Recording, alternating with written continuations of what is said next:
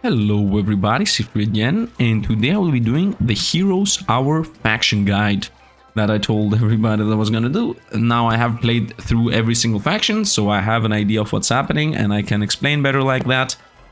If you want to see some footage on the factions, like fights, units, spells and what else, you can go into one of the videos to which I play the faction. I have like 12 or 13 videos uploaded. So there will be a playlist which you can just go and watch if you want to see any faction in action. But here I will explain, a basic guide about every faction, so that if you play the game for the first time and just want to really quickly see what every faction does, I will have links in the description. Actually, not links. It's gonna be like the timeline will have what's it called, tags, I guess, and you can go and see whatever faction you care about. So yeah, let's begin. How this guide will go is I'm gonna first say what the faction focuses on, including what the buildings do, without going into details about what the unique buildings do. So I will just say, for example, Order is money focused, and then I will go through every unit, then I will go through unique buildings, and then I will go through the heroes. So for the heroes, I will not go into the skill trees, as these might change even in the next patch, because they already changed last patch. So I'm not gonna go into specific units, heroes, maybe if someone is an outliner, but otherwise I will just go through the main unique abilities of each hero, and then I will go on to the next faction. So yeah, without further ado, let's begin.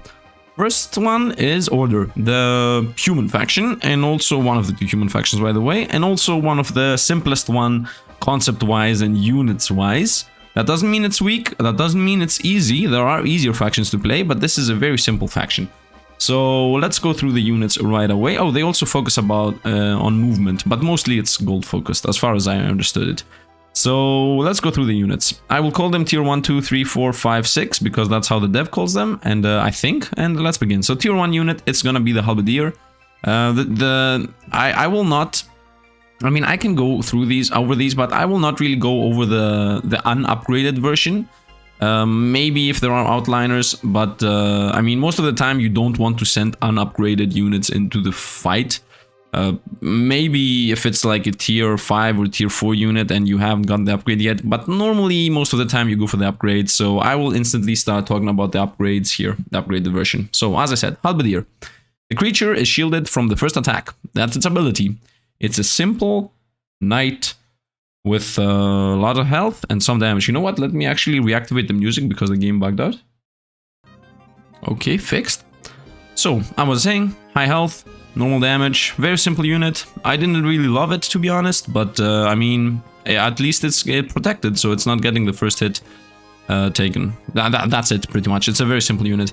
Arbalist, an archer. He has knockback. I mean, knockback's decent, especially if you have a lot of archers. They can start pushing everything back, and maybe nothing might arrive at them. But it's, again, a simple archer. 8 damage is decent. I mean, there are better archers around, but they do their job. As I said, very simple faction. Now, let's go to the tier 3 units. We have some choices here. The choices are between the Dragon Slayer, which is a high health, high damage, knockback, and critical strike attacker. So this is pretty much an offensive unit, as much as it could get. And then the other choice would be the Knight. I prefer the Knight, by the way, but let me go through this. He's a tank. It's a tanky unit. It's slow, it's sturdy, so that means it cannot get pushed back. Another weakness of these archers.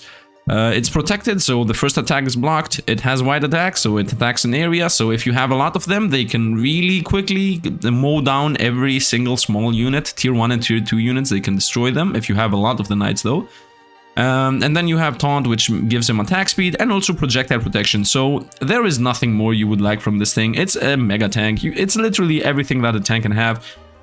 It's low, so it's keeping formation. It's not YOLOing in and dying first and alone. It's keeping formation with your archers. It's sturdy, it cannot get pushed back. Protection from projectiles, taunt, and wide attacks. Everything you would like to see on an archer. So that's why I like the knight more. You could go for the Dragon Slayer if you wanna go full-on offensive or something, and maybe flank with him because it's not slow or something like that. But otherwise, I would go with the knight here. I mean, it has 6 abilities, but once again, the concept is very simple. It's like 5 tank abilities and 1 wide attack ability. So yeah, that's the tier 3 unit. The Friar is a healer. It's a ranged attacker and a healer. It has 100 life, so it's not gonna go down in one hit, because some ranged units really die easily, but this thing has a lot of life. And also it can heal 5 times. Some healers can heal 1, 2, or 3 times. This thing heals 5 times. And it says 2 times its attack, so that means it's a 28 healing. 28 healing is half an Arbalist life, half a Harbadier's life. I mean, 4 heals for a knight. So overall, a really useful unit. Healer is a really good ability, and it's also ranged. Range is also fun and nice. So these two together, Knight plus VR, should be able to hold their own, especially with some Arbalists in the back. Now, for the tier 5 units, you could either go offense, which is the Jouster, because he can charge and pretty much spread out the enemy area. Well, that's what he does. He just YOLOs in with a charge, attacks a bunch of units, and then he's already in the enemy backline. With the projectile protection, he's literally made to go in the middle of the fight, because when you're in the middle of the fight, you're gonna get hit by a bunch of enemy projectiles, so that's good. And then the other choice would be the Paladin, the choice that I like more. Overall, it has more health, it has 1 more damage, but that's not really important. The important part is that it's low, and that's not important. The important part is that it has Aura of Light. So tier 1 it's trash, but tier 2, when it gets the Aura of Light, this unit will start healing periodically your health of your allies. So theoretically speaking, you could have a Paladin plus a Knight plus a Friar, and these 3 units on their own should be able to out-heal pretty much everything. When spells come into action, you might get destroyed, but otherwise I think you can keep the front line with these 3 units. Now, I mean, if you would like, you could do it to the Juster. If you see that the enemies are building up a bunch of strong defensive front line, and they're better than you at fighting you toe-to-toe, and in those attrition battles, because this is an attrition comp normally, then maybe you could go to Jouster, micro them around, and flank the enemy with a charge attack. Otherwise, I would go with a Paladin. And as the tier 6 unit, the most powerful unit of the army, we have the Holy Griffin here. It's flying, which is obviously really good, as flying units have move fast and also dodge attacks, and also have the insta-kill ability. It seems like the insta-kill ability, by the way, from the flying units is based on how strong the unit itself is. So the Holy Griffin, you will see him very often just go in, pick up something that's full life, and just kill it instantly. And then it has charge, so once again, charge is a really good ability, hitting a bunch of units. And then also retaliation, whenever this takes damage, it will attack even faster. So overall, a decent unit. In my opinion, there are stronger tier 6 units, but this one is pretty decent. I mean, flying on its own is already good, and charge is also gonna spread out the enemy composition, but nothing really crazy to talk about here. For the unique buildings, we got Conscription Center, which is a money-making machine, or if push comes to shove, it's a unit printing machine, but I would go with money. What this building does is you throw some units into it. As far as I remember, it's like the value have to be 1,500. And those units valued 1,500 gold, they get transformed into permanent 250 gold per day. Or you can do the opposite, which would be to remove 250 gold per day from this building. By the way, when I say 250 gold per day, it's permanent.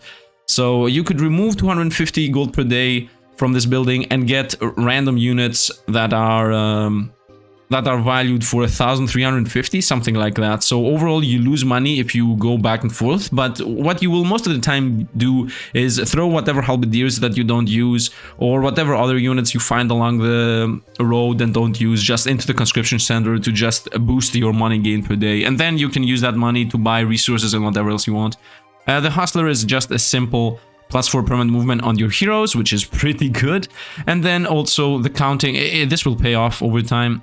And then the counting house is just a 250 gold per day building. I mean, it's not crazy, but it's another building that creates money. And this is also a very low tier building, so you can build this early and start gaining money over time. Now, for the heroes, we got Blessing and Rallying. Blessing gives Rally to all friendly units after casting a spell. Rally increases health, damage, and speed temporarily. Duration increases with skill level. This is the exact same thing, but the Rallying is applied to units that are around your hero. And yeah, I mean, this is the strength of effect increase with skill level. So you can either get a very strong rally if you go with a general, but it's always going to be around the general, or you can get a rally whenever you want it, because it's whatever you cast spells on, and make it have a higher duration. If you really care about the rallying mechanic, I think this is better. You can have all your units permanently rallied as long as you have mana to cast with casters. But in my footage, I went with the general here. I don't think the rally passive is like extremely powerful. but it's decent. And as I said, if you want to have your whole army blessed, then you should go with the priestess. Otherwise, if you want to have a simple experience, just have a good general, and you know the whole fantasy of having a hero, a general in your army just moving around, you could go with a general. I mean, there aren't really any big outliners here. You can try each and see what fits you better. There are some outliners in the other races that are not present here. And yeah, that would be pretty much the order. So off we go to the Wild. Now, the Wild is a defensive faction, and it's focused on defense. Imagine that. It's focused on gaining wood each day. It's not only the unique building, there are also other ways that you gain wood. And this faction actually has a hidden mechanic. So now let me go over into a match real quick and show you what the hidden mechanic looks like. Okay, so here I am in a fight. And I just beat this and got the sawmill. And the hidden mechanic of the Wild is that instead of building just a simple, you know, quarry or ore mine or whatever, a mine, you gain this choice here. You can, instead of gaining 2 wood each day, you can gain, so the first half is always the same. You can gain 1 wood each day for every single building you do. And then this says 10 wood each week. On the other buildings that are the 1 cost building, it's gonna say 5. For example, what I mean is, if this was ore quarry, then it would be 1 wood and 10 ore each week. But if it was like a mercury or crystal or sulfur, then it would be 1 wood each day and 5 of whatever resource you care about. So overall, you lose just 2 days worth of the resource you would normally get, but you gain 7 wood instead. And wood is pretty much the only thing you care about. And the second thing that happens here, by the way, if you don't want to get this trade, you just press leave and you keep the mine as its normal version, but that's never a good choice. And the second thing that happens is, if I press confirm here, you will see this will fill with a bunch of units here to defend. And these units are no joke units. I'm gonna go through the units in a bit. But these units here are really strong. Just remember these units and you will see them in a bit. And you will realize that this is not an easy thing to take back. So that is the unique mechanic from the Wild faction. The defensive building of, it says here, overgrown mines, I guess. That's the hidden mechanic. So let's go. It's nowhere written, by the way. Let's go over the units real quick. So we got the forest spirits. Which, you know what, right now I want to go through anima here. This is just the base unit, and it's important to talk about this because these guys actually use anima a lot. So, flying units, that is 26 health and 5 attack. It's just a simple flying unit. Don't disregard it, because this thing can insta-kill stuff because it's flying. Flying units always have the choice to pick something up that's low life and just instantly remove them from combat. Pretty much. So now, first unit, tier 1, Forest Spirit, Flying and Afterlife. When this thing dies, it summons anima. And you keep these anima. Forever. Until they die. So, I mean, it's not an awesome unit, but it's not just upgrading the anima. It's literally getting another unit for free when you upgrade the anima to Forest Spirits. Because these Forest Spirits, when they die, they become anima. So that's a really huge upgrade. These two things together already have like more than 50 life. More than 60 life, actually. And, I mean, low damage, but they're flying, so they can get some insta-kills. Here are 2 units. There are the Moon Beasts, which is a quick striking wolf that does normal damage, and it also has Blood Aura, so the more units you lose, for example, the Forest Spirits, the more powerful they become. The passive, the Blood Aura passive, is actually decent for this, if you think about that they combine the combo well with their own units, so that's nice. Yeah, there's nothing more else to talk about this thing. It's just a strong unit. And then over here we got the Shadow Minstrels. Their passive, their active, their abilities are Confusion. Enemy struck by this creature become confused. It's a really good ability. Sometimes you just confuse something and it doesn't do anything. Moves aimlessly. It's as if it's a stun for other games. It's slow, which isn't really good ability, but I mean, at least it's keeping formation. Then it has wide attack, which means that it does AoE damage. That wide attack, AoE attack, also means that it has a chance to confuse more enemies than one with one attack. That's really good. And then again, it has Afterlife too. When this creature dies, it summons anima that will fight for you, and they also remain afterwards. So overall, obviously, this thing is better than the wolf. I mean, you could use the wolf if you go full-on anima and want to have a super boosted wolf with blood aura and stuff, but otherwise you should most of the time go satyr because confusion is really good, White Attacks is decent, and Afterlife gives you even more anima, so overall this is more value for your buck, although they are a bit more expensive, but doesn't really matter. So, although the Satyrs are not really that strong though, they have only Confusion and are slow, so slow is not a good ability, by the way. Then, Tier 3 unit, Deadeye. It's a ranged unit and it's one of the good ones. One of the good ranged units in this game. If you have like critical mass of these, if you have like 40 or something, nothing is really gonna survive as long as these things survive. So in about 10 or 20 seconds of the fight, if spells don't destroy these things, they should actually destroy the enemy fighters.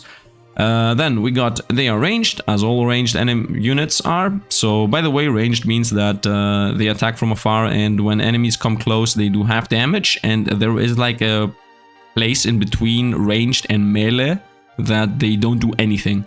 That's really bad, by the way. Arrow Rain is another ability they have, so they have a chance to shoot an arrow rain, which if you have 40, as I said, it's gonna rain a lot. And then they also do criticals. They have a chance to do critical strike, which is really strong, and enemies take an additional damage equal to 1/10 of their maximum health. If you get 10 crits on a huge unit that has 700 life, it's dead. So having crits on some units is always a good choice. Especially on archers, because yeah, I mean, they can hit whatever. You can have 40 archers attacking one unit. You cannot have 40 melee units attacking one unit. So they are really good against masses of enemies because of the arrow rain, and also against very little armies with only one big unit because of the critical strikes. Overall, it's covering everything. You should have a bunch of these always with you. Now, the tier 4 units, Golden Buck. It's a charging deer, I guess. Is it the deer? Yeah, it's a charging deer, golden deer. That also has Afterlife, nothing more to say here. I mean, charging splits up the enemy composition, otherwise it dies and it becomes anima. There's that. And then you get the Ritualist, which in my opinion is a more fun unit. I mean, if you want to go 1, 2, 3 and have 1,000 anima and 1,000 stuff spawn all the time, so that you can always have cover for Deadeye, go for it. But I like the Ritualist more. He has Savage, which is that he has less health and more damage, although this ability isn't really an ability because it's just stats. I mean, yeah, there's that, I guess. He has an ability which says Retreat. This ability means that when it would die, it will try to run back, and if it gets the whole line, if it is possible to go from the battlefield out of the combat field, so at the very left, if he leaves the screen, or if he doesn't die while he's retreating, then you get the unit back at the end. You normally lose it, but this guy doesn't die, so you just don't lose him. And then he also has Leech Life, so he can keep himself in the fight for longer. So it's on you again. If you want to have something offensive that also doesn't die easily, then you go for this. If you want to have something more tanky, because obviously the Golden Buck is a bit more tanky, because it has 156 health and it also charges in, so it's literally making a tank move there. And then also has Afterlife, then you go with the Golden Buck. That's on you. You can decide whatever you need more. I like the Ritualist though. And then tier 5, we have the Archdruid, a really good unit because it's ranged. I always like ranged units, but the good ability here is that it summons. It can periodically summon anima.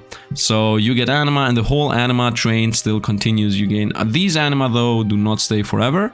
And then the tier 6 unit, as you realize, this tier 6 unit is the unit that you get for free 2 times when you build an overgrown mine. So you realize that that thing is not easy to break through. It was like 50 anima, 20 something moon beasts, and then it was like 2 ancient trends. So yeah, maybe even if it was a small trend, it's still not gonna be easy to break through that. Either way, the ancient trend, what it does, it's slow and sturdy. That's nice, good abilities. You know why? Because it's ranged. Forest Crown there, this creature carries ranged units in its branches, which can shoot at enemy independently of the normal attacks. So this thing normally is melee. It has its 24 attack, but it has 3 ranged units on it. So it's slow, you have it at the very back, it starts shooting, and then at some point it gets into the fight and starts attacking too. You see here it has like 1,000 better abilities than the Griffin from the Order already. And then it has wide attacks. That means when it attacks, it does AoE damage, which is insane. And it also has Afterlife, so when it dies, it summons anima again. And as you can see, everything here costs wood. I mean, this thing also costs a crystal. This is the only thing that doesn't cost wood, but the rest cost wood, so overall the economy of this is really easy. You just have to amass wood, while others run around spending ore and, I don't know, crystals and whatever. So here, for example, the Order I said before, crystals, stone, wood, That's it. They are also really cheap as always. And yeah, I mean, that are the units. So those are the units. Over here at the unique buildings, we got a classic, a simple give +1 wood each day, which is really good because this is the wood faction. We got Grizzly Den, which creates free grizzlies for you. Grizzlies are where are the monsters? I think the monsters are here, yeah. Grizzlies are these ones. So they are not a bad unit. 82 health and 8 attack is decent. They are sturdy, they have wide attacks AoE, they have taunt, and they have terror. Terror makes the enemy pretty much run around and do nothing.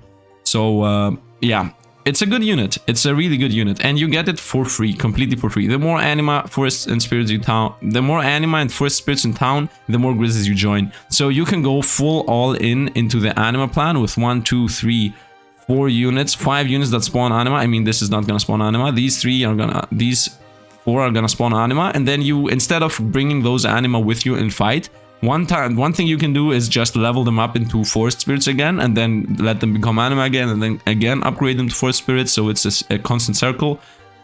Or you can leave them at the city and create more grizzlies. I mean, if you have like 100 anima, you will get 2 or 3 grizzlies per day. So that's pretty much free production, free units for you. So overall, even the trash units are useful in this faction. Whenever a trash unit is useful in a faction, it's a good faction. I mean, this thing here, you can throw the halberdiers into the concept center. This is gonna be a huge video, by the way, but there will be timestamps in the description. So, and then the elemental gate, you get an element each day. That's what it does. You pay some resources at the beginning, and then after that, you just it's free forever. The elementals, the enemies are here, right? Yeah, the elementals are pretty much these 4. These are the choices, as far as I know. And you got the cyclone for flying, knockback, ethereal. Ethereal is that it has a chance to avoid damage. Flying, we know. Knockback, we know. 52 health and damage, decent. Thunderer, 148 damage and 17 attack. Is that a choice? As far as I remember, this is a choice. Give me a second to go look. Okay, here I am in the game, and this is the elemental gate, for example. As you can see, you have to pay one-time resource here for whatever elemental you choose. And these are the choices. Flying, knockback, ethereal, as I said. We got the rock pummeler, 111 health and 11 damage and 6 speed. I mean, it's a tank. That's it, it's a tank. Then we've got Spirit Fire here, 69 health, Flying Burning. I mean, Flying Burning, it's more offensive than the Cyclone because he has Ethereal, but I'm not sure if that's a good idea. At least that's 13 speed and it's a bit fast. And then we got the Waveborn here, the ranged unit, which has the highest damage. I mean, the same damage with the ranged one, with the melee one, and it's slow. It has aquatic, so it won't die from a ship attack, but that's not really relevant. It's ethereal, which is always good, and it's ranged. So you choose what you want to get from that, and then you get one free forever. But and you can also change up, but whenever you change, you start wasting resources, so don't really change that often. Either way, that was it with the unique buildings of the wild. And the last thing I have to go through is the heroes. The choices are between Life Spark and Wild Communion. Life Spark is whenever the hero casts, the hero additionally heals nearby units, summons animals onto the battlefield, and if the animals survive, then you keep them as anima. The other choice is Wild Communion, gives the hero a wild spell that costs 0, and it has a 3-day cooldown. And this also summons animals, and if they survive, then you get free anima. I mean, Life Spark is obviously better here because the more mana you have, the more you can cast this, and then it's gonna heal again and again and again and summon units again and again and again. So, and this has a 3-day cooldown. If this had a 1-day cooldown, maybe we could speak about this. Or if the cooldown was gonna get reduced whenever you level this up, maybe, but 3-day cooldown is a bit too much. Maybe in the beginning you're like, oh, 3 days is not a lot, but in the late game, every turn is like a fight, and every turn is like, not one fight, every turn is 2 or 3 fights, so this is a bit too slow. So Life Spark all the way, in my opinion. So for what hero you go, I mean, you can go through them and just decide on your own. Let's go over, as I said, I will not really analyze the heroes. They're almost the same. They're not exactly the same, but I mean, the skill trees change, so you have to go through that. Arcane is the next faction we will go through, which is humans again, but this time mages. This is the mage faction, full-on mages, units here, mages. Everything cares about mana and mana regen and stuff like that, and casting. Now, let's go really quickly over the units. A Goblin Guard, a really good unit. It's a ranged unit that also is slow, so it stays back, which is good. And then it also has quick strikes, which means that it attacks very often. So that's good already. I mean, it doesn't have much life, doesn't have much damage, but slow and quick strike is decent for ranged unit. Tier 2 unit, Stonewatcher here, Flying Taunt. I mean, Flying is making it a bit more defensive than the rest. It also has 80 life, which is decentish, and it also has Taunt, so it attracts hits, so it's literally a tank. And with the Flight, it can like assassinate some units here and there. I don't really love these units, but I mean, they exist. They're decent. Tier 3 units, now we get into something more spicy, I guess. Automaton here is, I mean, a tank. He has 131 life, which is decent, and his abilities are sturdy, not getting pushed back, voiding. This creature has a chance to avoid damage from elite creatures, and has a higher chance of being unaffected by spells, which is really good. And then retaliation, so whenever it takes hits and survives, it will attack even faster, which is also decent. And the other choice, which is the choice I like most, but might not be the best one, is the Cryomancer here with his bodyguards. When he enters the fight, he summons 2 ice engines right away. The ice engines are... where are they? I think they are units of another faction, by the way. Yeah, the ice engines, Cryo engine, it's this one. This is the ice engine. It's a 53 health unit, which is sturdy and slow wing. So when this attacks, it is slowing the enemies. And he himself is a ranged attacker with AoE attacks, with wide attacks. So overall, it does AoE damage. It summons 2 units with 40 health each. I don't know, if you want a real tank, you obviously go for the Automaton. But if you want a semi-tank that can survive forever, because those 2 semi-tanks, if they die, you don't lose anything. This is free. So if you have like 20 Cryomancers, you instantly begin with 40 Cryo engines. And that's not a joke, ice engines. Wait, ice engines? This is... Oh, ice engines, yeah, okay. Read it correctly. So yeah, I mean, it's for you to decide. Do you want a real tank, or do you want a mage with 2 mini tanks? With 2 free mini tanks? It has to do with what you prefer. Once again, it's also dependent on if you hit critical mass. If you have like 30 Cryomancers, you're gonna destroy everything with over 60 engines. While if you have 30 Automatons, I mean, you will have a big wall in front of the team, but it's not gonna be crazy strong because these things are not ranged, and if you have 1,000 of them, it's not gonna be better than having 100 of them. While this, if you have 1,000 of them, it's gonna be a lot better than having 100 of them. Either way, that's it for the tier 3 unit. Tier 4 unit, Battle Mage. It's a caster, it's ranged, and it has Spell Swap. So caster means that it casts random spells. Most of the time these spells are like explosions and poison, stuff like that. So it's not like it's casting every single thing. It's not gonna cast Rain of Frogs as far as I know. I might be wrong about this, but I haven't seen really random units cast really dangerous spells. But I have seen explosions and poison, stuff like that. They are ranged, so whatever ranged units do, 16 damage for range is good. By the way, they have also 133 health, so they're pretty survivable. I mean, this thing has 131 and is a tank, and this has 133 and is a mage, so it's survivable. And the Teleswap is when a melee attacker comes close to it, it will try to swap itself with either a friendly melee attacker to make it a duel between them, or with nothing. It just blinks away. So it's a good unit, you know. It might get countered by ranged enemy units or whatever, but from melee enemy attackers, it should actually survive. If it does the swap correctly, because it might swap itself with another melee attacker that's in the front line either way, so yeah. There's that. Tier 5 unit, Sultan. It's a caster. As before, I explained what casters do. Flying, by the way, I will explain stuff again and again, maybe abridged later down the road, because people might be skipping to the faction that they care about, and then I will need to explain things again, and I don't want people to go back and forth all the time. Now, Sultan. It's a caster. Flying. So those abilities are really straightforward. I already explained them. I mean, I explained them in this faction, so I don't need to explain them again. And then Aura of Light, which is a really good ability. It's periodically healing whatever's around it. So, by the way, because it doesn't have the tag of ranged, it means it's melee. So this thing will go into melee. It will go full on into the battlefield and die. So that might be bad, but the Aura of Light is better for melee units, so at least it's gonna stay close to the rest of the units because of the Aura of Light. And also 155 health with flying is a really good combo to survive a lot of hits. Now we go to the tier 6 units, one of the few factions that have 2 choices for tier 6 units, if not the only one. Oh, nope. Yeah, it's like 2 factions all know. The one choice is the tank, pretty much. The charging tank. It's the Lion God. It has 376 life, which is a pretty decent amount. 26 damage is also a lot. It has wide attacks, so that's AoE, and it also can charge in to decimate the enemy position. And then when the enemies are gonna try to close in again and try to surround him, he will start attack with his wide attack. So overall, he's good in disrupting the enemy field, especially when you have a bunch of mages and stuff in the backline. It's good to YOLO in and just disrupt everything the enemy has.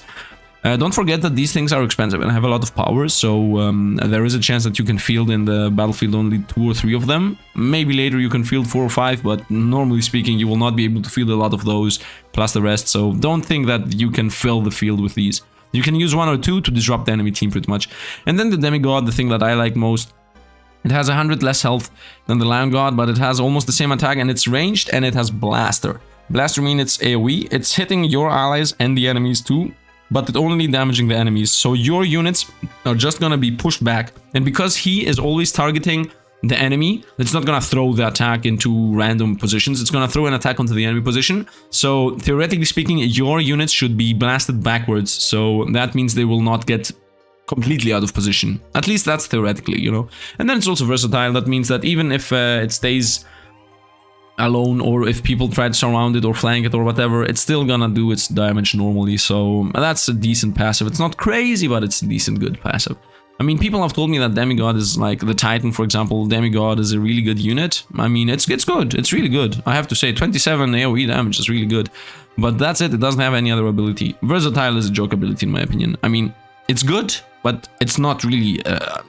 your ranged unit should not be in melee range. Either way, let's go through the unique buildings here. We got the Ziggurat, I will go from right to left. This is the most simple building of this faction. It's you gain 2 mana forever, every turn on all your heroes. But if a hero goes back to the city, it gets full mana. That's crazy when you have like 150 mana or more, because you can hit those mana numbers, by the way. Now, the other 2 are pretty much the same. The one thing gives you a free spell every single fight, which is insane. You can get some really crazy spells with this, and it's gonna be free always, but it's a one-time use spell. So you use it, and the next fight you have a new one. If you don't use it, then the next fight, until you use it, you will always have the same spell in the slot. And I think it's also shared between heroes, so if one hero uses it on his fight, then the other one is gonna use another one on that fight. And it's not 1 per day, it's 1 per fight, so it's insane. Then Ether Forge here is also a really strong mechanic. Both of the heroes, let's combine all 3 of these explorations. Both of the heroes, the passive Alchemy and Aethermancy, is the same thing. Whenever you do a fight and survive, obviously, so win, you will gain a point or 2 or 3, depending on how many levels you have on those skills. Maybe even 4, 5, 6, depending on how high you have it. I think at tier 4 you're gaining like 6 or 7 each fight of Ether. So that's like the currency you use on this Ether Forge. And what the Ether Forge does is it gives you 3 choices, and you can... pick whatever you want of them. The most expensive choices cost 10, and the most cheap choices cost 4.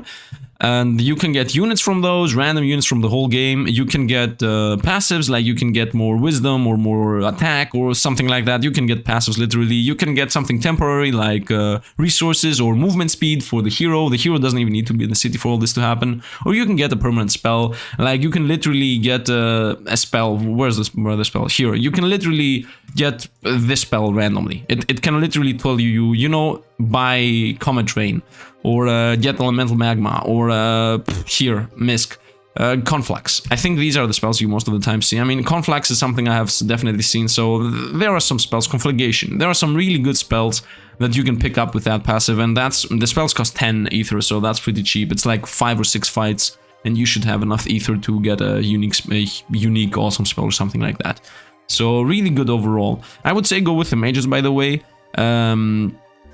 Or with this guy who gets more XP, because you either want to level up those skills as much as possible. So if you pick this guy with the learning, you can level up both of them really quickly and then get so many levels and so many resources out of this. And you cannot, if you want, you might not even go through any of this. And learning is gonna give you a bunch of XP, which is gonna give you stats, because every time a hero levels up, you gain stats, and then you can have like a bigger hero or something. Otherwise, go with the mages, because it's a casting faction and you have almost infinite mana as long as you're close to your city. And also you get a bunch of regen. And yeah, that would be the Arcane, man. Every guide's gonna be like 10 minutes long. So that's the Arcane. Off we go to the Decay. I might be over-analyzing, but I want to be thorough, and as I said, there are the description timestamps. Now, Bone Guard. First, by the way, the faction is it's an attrition faction. It's a faction it's a unit faction. You gain many units. You gain a lot of units for free. You gain skeletons for free. You gain a bunch of things for free. And most of the time when you exit the fight, you will have more units than you have when entering, even if you lose some. So the faction is all about amassing a big army, and it's also quick. It's not even slow. You're amassing an army really quickly and try to pretty much destroy everything. I mean, you're zombies and stuff, so destruction means rebuilding. Either way, so let's go through the units.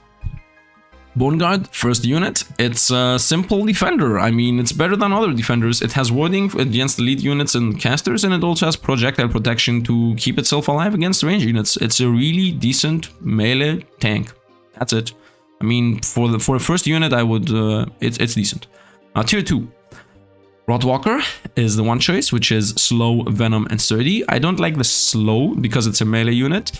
I mean, it has a lot of life. 84 is decent. 84 is actually a lot.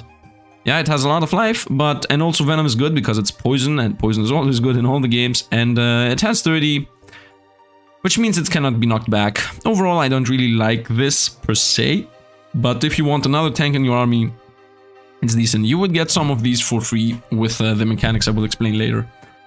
Next unit, hero for tier 1. The other choice for tier 2 that you have is the Corpse Eater. This is a spider that jumps. It has leap ability. It jumps into the enemy territory. It tries to get into the fight as fast as possible. It has slowing. Slowing is not really gonna play a really big role in the fight, but it has it. So, I mean, it's move very slowly for the rest of the fight. It can slow enemies down, so even if the spiders go down, the enemy frontline will still be slow. So you can buy yourself a bit more time for your range units. And then they have Venom, which is poison, and poison is always strong. So both of them are decent. If you want more tanks and it's more important for you, go for the Rotwalkers. I would go for the Corpse Eaters just to get more offense out of it. But it's your choice. You will get, by the way, free Rotwalkers from the passives. So you will get these units either way. Now, tier 3 unit, Spectre. It's ethereal, so it has a chance to avoid incoming attacks. It's flying, so you know it's flying, the survivability of the flying passive. It can also one-shot enemies, and then it also has terror, which means that it has a chance to make enemies panic and pretty much remove them from fight for a small duration, which is decent. It's a decent unit, not something to write home about, but it's a decent unit. Now, next up, Nosferatu. It's also a simple unit. It has leech life, which is good because it can heal itself when it attacks, and also it has flying, which means that it will assassinate units. This is also a decent unit. I mean, overall, simple, decent units. Nothing crazy here because the faction is good for other reasons, not for the unique units they have. The Lich is a unique unit, though. It's ranged, it has wide attacks, which means AoE, and it has Death Strike. That means that if this thing kills attacks an enemy, it just summons free skeletons. So this doesn't happen every single attack. It got nerfed, and for every skeleton the Lich spawns, the less skeletons you get. But overall, this is insane. The Lich is really good. It summons skeletons in the enemy field. Most of the time they're bone guards. No, I think they're skeletons. I think I have seen bone guards getting spawned from Liches. Either way, it summons free skeletons. Free skeletons are free units. Free units are good. So Lich is a good unit. And for my tier 6 units, we got, for the Decay tier 6 units, we got Lifebane, which is a really strong unit. It charges in, and then because it has wide attacks, the moment enemies try to surround it, they will start getting hit. And then because it has Terror too, some of them might get stunned pretty much, because becoming terrified means that they will run around and do nothing. So it's almost as if a stun. And yeah, I mean, that's what it does. It charges in. It also has critical strike, which is really good because it can do a lot of damage with them. And then it charges in, wide attacks, criticals, terror, everything's running around. People are dying left and right. The enemy composition is destroyed. It's a good unit. And then you got Thanatos here, which is also a really, really strong unit. Because the Bone Worm here, you can see it has 122 health, and the Thanatos has 79. Now you would say 79 health is not a lot. Well, maybe from spells is not a lot. But normally speaking, it has flying, so it can dodge attacks, etc. And it has also ethereal, and ethereal says that it has a chance to avoid damage from incoming attacks. Chance of this occurring is higher for creatures weaker than itself. And guess what? Almost anything is weaker than Thanatos, because I think weaker or stronger is dependent on the power you see at the top left. So this thing has 28 plus, so most of the things will not even be able to hit it. maybe a bit. And yeah, the rest of their builds are also strong. It's flying, so it can one-shot a lot of things. It's don't forget that when units are strong, then their flying insta-kill ability happens earlier. So even if something is full life, if the threshold is hit, then it's just gonna die. So it has flying for that, it has charge, so it can YOLO into the fight, and in between all those small melee units, all those tier 1, tier 2, tier 3 units, it can go right into them and do not fear nothing and destroy the enemy composition pretty much because of the ethereal, and enemies are gonna do nothing for it. And then it also has death strikes like the Lich, so it also spawns skeletons, so it's not only himself that the enemies have to deal with, it's also the skeletons. So overall, it's a really fun unit. So if you want to go for run in, destroy the enemies, it's Lifebane. If you want to go for tank, it's Thanatos. I mean, it's a dragon, but its powerful abilities are its tank capabilities. And for the unique buildings, we got Tomb of Silence, adds 3 to weekly growth of skeletons and bone guards, gives 2 mercury each week. I mean, it's not really something crazy. We have seen better unique buildings as the economy quote-unquote building, but I mean, you get a bit more of skeletons and bone guards. I mean, it's one unit, you know, it's just 3 more of the bone guards, and then it's also 2 mercury each week. I mean, it's not really crazy, but this two mercury each week is gonna pay for the 1 Thanatos or the 1 Lifebane you're gonna build each week. And obviously with any other resources you will get, you will build more easily, but at least that's that. Who knows? Soul Transmuter allows you to use Mercury to replenish the Soul Beacon. Well, I guess I have to speak about the Soul Beacon first. The Soul Beacon raises 20% of all defeated creatures as undead units. Units are converted over time relative to the Soul Beacon power. So what this thing does, it works like Infirmary, and it also works for enemies as far as I know. I mean, it's just a better Infirmary, because you can spam a bunch of, throw a bunch of Mercury in this, and it can just start spawning a bunch of units really quickly, reviving them real quick. And I mean, it's not gonna revive spiders because they are not undead, but it's gonna revive other stuff, like ghosts and bone guards and other stuff like that. So it's decent. You can see my Decay run if you want to see how that works exactly. Now, off to the Soul Transmuter, which is that allows you to use Mercury to make the Soul Beacon more powerful and make it summon more units quicker, faster. And yeah, I think that's it. I mean, it upgrades the Soul Beacon so that you have a chance to get better units. You are not forced to get only these units. You can get also units that are undead, but not from the faction, as far as I know. I might be wrong about that, but as far there might be a chance you can get a Horror or a Corruptor. I'm not 100% sure though. So, or maybe a Bone Shooter. I mean, you can definitely get Bone Shooters for that. Also, you can gain Bone Shooters for other abilities that raise units too. And yeah, the last thing I want to talk about here is the heroes. Both of them do the same thing. They apply the Curse of Undeath. The difference being that this hero here, the Extinctioner, by the way, this is always the mage slot and this is always the fighter slot. The Extinctioner, the fighter slot, is that he and some units around him get the Curse of Undead, and when they attack enemies, they will, and they die, they will spawn into permanent undead for you, while this thing happens with spells. So every time you cast a spell and cast it on your allies, then your allies will get the Curse of Undeath, and then when they attack enemies, it's the same with the Bane, so they will curse the enemies with their attack, and then when those units die, you get 3 skeletons. But if you cast spells on the enemies directly, like damaging spells or stuff like that, then they instantly get, not all of them, some of them instantly get cursed, so you don't need to go through the whole thing with your units attacking enemy units and stuff like that. So, and also you can spam this. This is like a one-time thing. The start fights, your units have the buff, and then they debuff the enemies. While this thing, you cast 5 spells, then the whole enemy faction has the curse, and some of your also have the curse, so when they attack, everything gets transformed into skeletons. So this guy is a lot stronger, like by far a lot. And this guy in particular, I said I will go into unique heroes. This guy in particular is even stronger because it starts with Necromancy.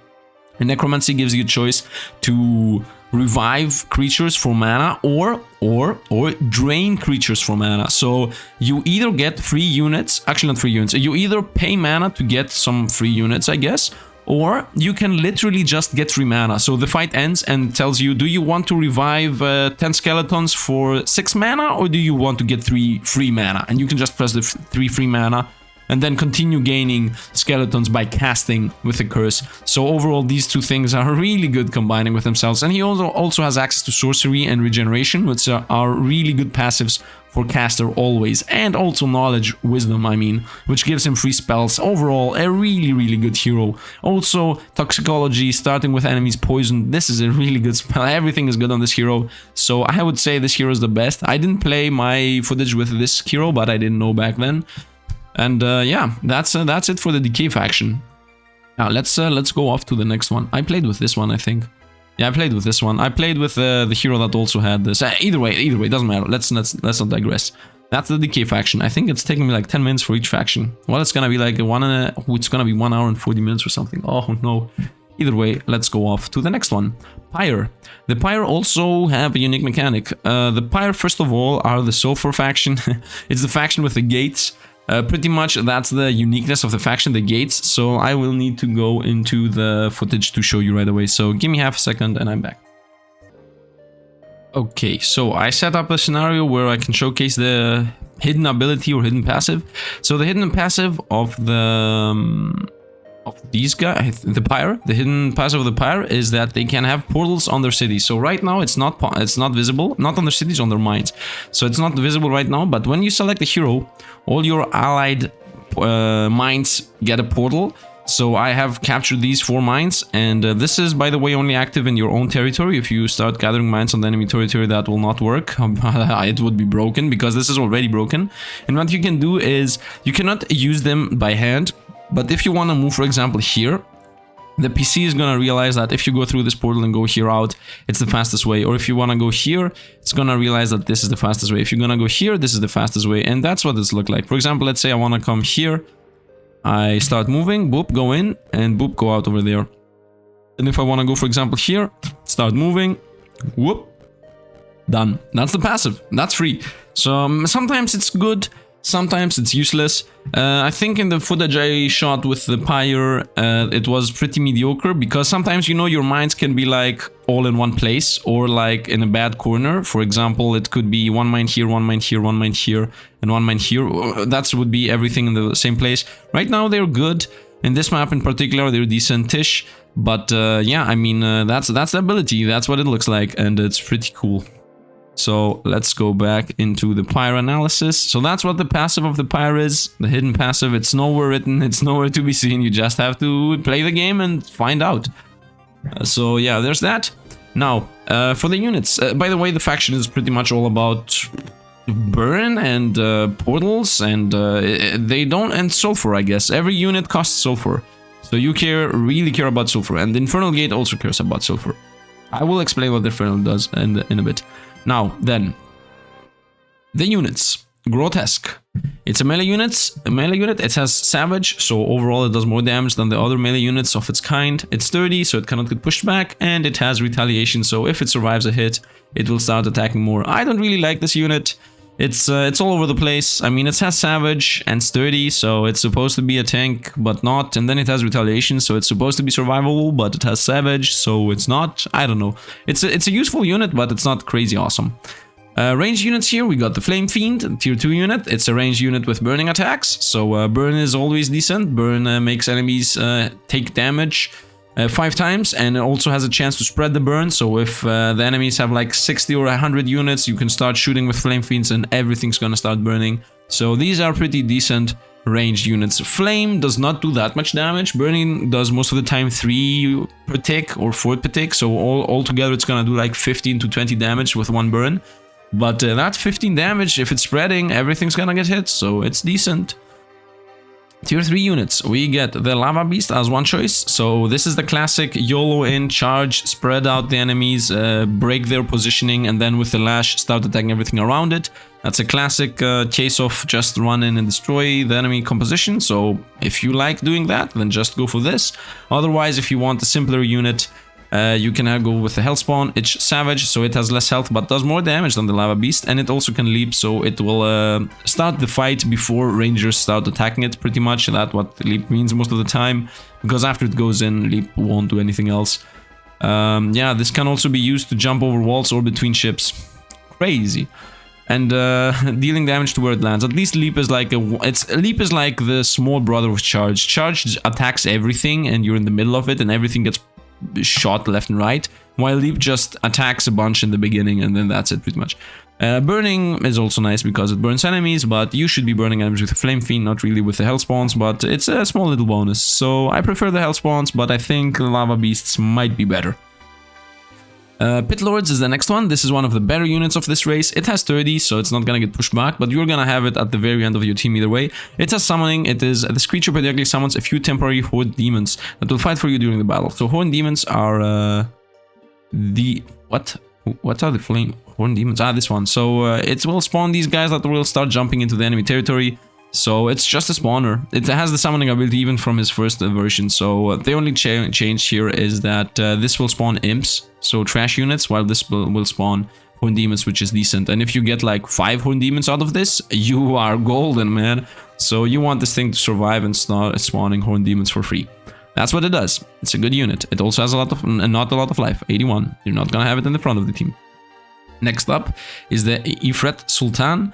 It's a caster, so it will start casting random spells and stuff like that. Most of the time explosive or poison stuff like that. It's not gonna spawn elementals, or I haven't seen casters spawn units in. Maybe it happens, but I'm not sure they really do. I mean, it says the creature is able to cast spells. This will group together with other creatures of the same type to cast larger spells. So if you have like 10 Ifrit Sultans, they will all together cast once a big thing. Flying, so survivable and also able to one-shot people. By the way, this is melee, so it will go in and try to one-shot people.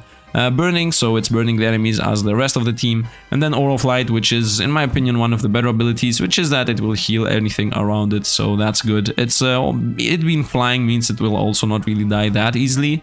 So overall a good unit, but I think the Mind Melter is better. In my footage I played the Ifrit Sultan, but Mind Melter might be better. Let's go over it real quick. It has Charm, so enemies struck by this that have a low health might be charmed. Charmed means that they become yours.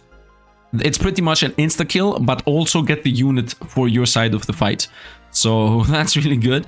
Ethereal means it will not take damage it will not take that much damage sometimes, and it will, I mean, avoid the damage in incoming attacks, and especially from units less powerful from it. And the only units that are less powerful, more powerful than it, are tier 5 and tier 6 units. So it's really good against small units, and it has 104 health and is ethereal. So if you remember the Thanatos here, he has 79 health and is ethereal, but his ethereal is stronger because he's blocking almost everything. While she has 104 life and ethereal. She's not blocking everything with ethereal, but it's still a lot. And she has quick strike, so that's also really good, attacking fast. And she has also warding, which means she avoids damage from elite creatures, which is her weakness. I mean, ethereal covers her from not elite units, warding covers her for elite units. Overall, a really tanky unit, and the charm is gonna turn it around, especially if the enemy have like a lot of smaller units. You will start charming them left and right, and it's really good. I went with this because I love Aura of Light, but this might be better. You decide. And the Archdemon, I didn't showcase this much in my footage, so we got here this sturdy, teleporting, burning, wide attack monster. What this does is it's sturdy, so it's not gonna get pushed back. It's pretty irrelevant that it's sturdy. It can teleport, so when the fight starts, it will start blinking left and right and start attacking enemies. This might actually kill it. It might actually go into a very bad position and get shot like from 50 archers and die. But if it happens, it happens. If it blinks into the archers, then it will be in a good position because enemies will have a real problem against these wide attacks. So depending on where it will blink, you might actually get an easy fight, or you might actually lose this for free.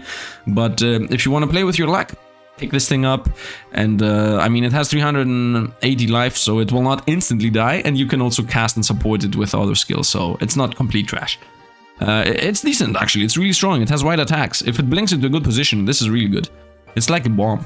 Either way, that was it for the Archdemon. Off to the next one, which would be the Unique Buildings. Unique Buildings. Infernal Gate. Let's begin with this. By the way, let's begin with this. Ever-Burning Flame. Just gives 1 sulfur each day. Very nice, very fun. You get sulfur. You need sulfur, you get sulfur. Chamber of Rituals grants you a free level up once to any hero that stops by town. That's it. You just get a level on one of your heroes. Try to buy this when your heroes are like 6, 7, 8, 9, 10, 15, 20 levels. You know, the higher the better, but don't delay it forever. And just hope that it's not part of your forced building order, because, you know, sometimes in the city you can have like a building order. And if this is in between and your hero's 3 level and you have to pick it, you will have a problem. And then, I mean, not a problem, but the building's gonna be useless. Infernal Gate is a very, very good unique building. That's why these are mediocre, I think. And what it does is that it creates a gate wherever you want. In the beginning of a fight, you can choose where to place the gate. And that gate spawns level 1 units, depending on how much sulfur you have thrown into this thing. So I think it starts with some imps. Then for 6 sulfur, it gives you Flamestrokers. For another 10, it gives you like Hellbeasts, and then for another 16, I think it gives you Horn Demons, and then it might give you Pit Troll. I'm not sure, it might give you Freddy. I'm not 100% sure what the last point is. I think it's Pit Troll, but you can go into my footage and see, because I actually did use it.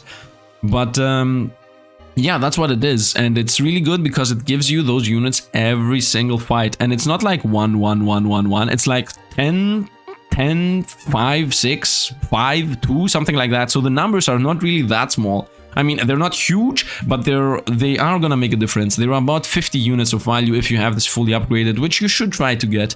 So, and as I said, it's in every single fight after you build this. So you can exploit some easy fights with placing the portal in the enemy army, because you can place the portal very much in the front. You can place the portal behind enemy walls and have only ranged units in the back. You can do a bunch of things with this. So it's really good. For heroes, it's really simple. Fire Trapping is the best hero in existence, and then there's Fire Gating. That is not really that good. If anything, it's a trap. The difference being here, Fire Gating is a spell that has 0 mana cost, 2-day cooldown, already bad in my opinion, and it teleports friendly units across the battlefield and explodes the area. So you can blink all your tanks or all your melee units into the enemy territory and then instantly explode there, so that you push everything to the back and damage them, and also have like your units in the middle of the enemies, which you would not like to do. Or you can have a blink behind the enemies and like instantly kill the archers or something like that. You can blink into the middle of the enemy archers, so you could use that, but it's a one-time thing with a 2-day cooldown, and if you're gonna fight 3 times per day, it's not gonna be a good one.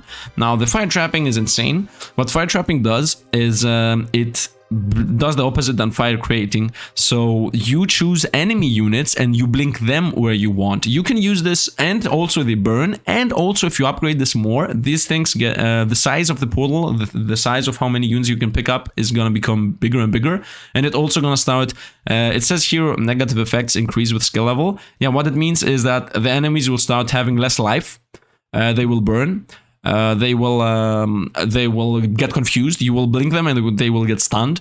And what you can do with this is 2 things. One thing is literally blink all the enemy archers into your melee guys and instantly kill them, like wipe them out. They will not have a time to do anything. Maybe if the enemy casts something really good, but otherwise they will just die.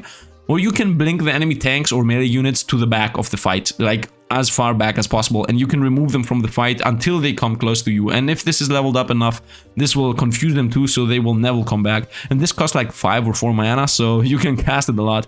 So for heroes, I would suggest this one, because she has access to regeneration and sorcery making the cooldowns faster, so you can just spam this again. Oh, wait, was that the hero I would suggest? Yeah. Or you could go for this. She also has sorcery and regenerate. That depends on you, but if you have sorcery and regenerate, then you're good to go, man. By the way, this hero starts with this one, and while she starts with these ones, so you decide with what you want to start as units.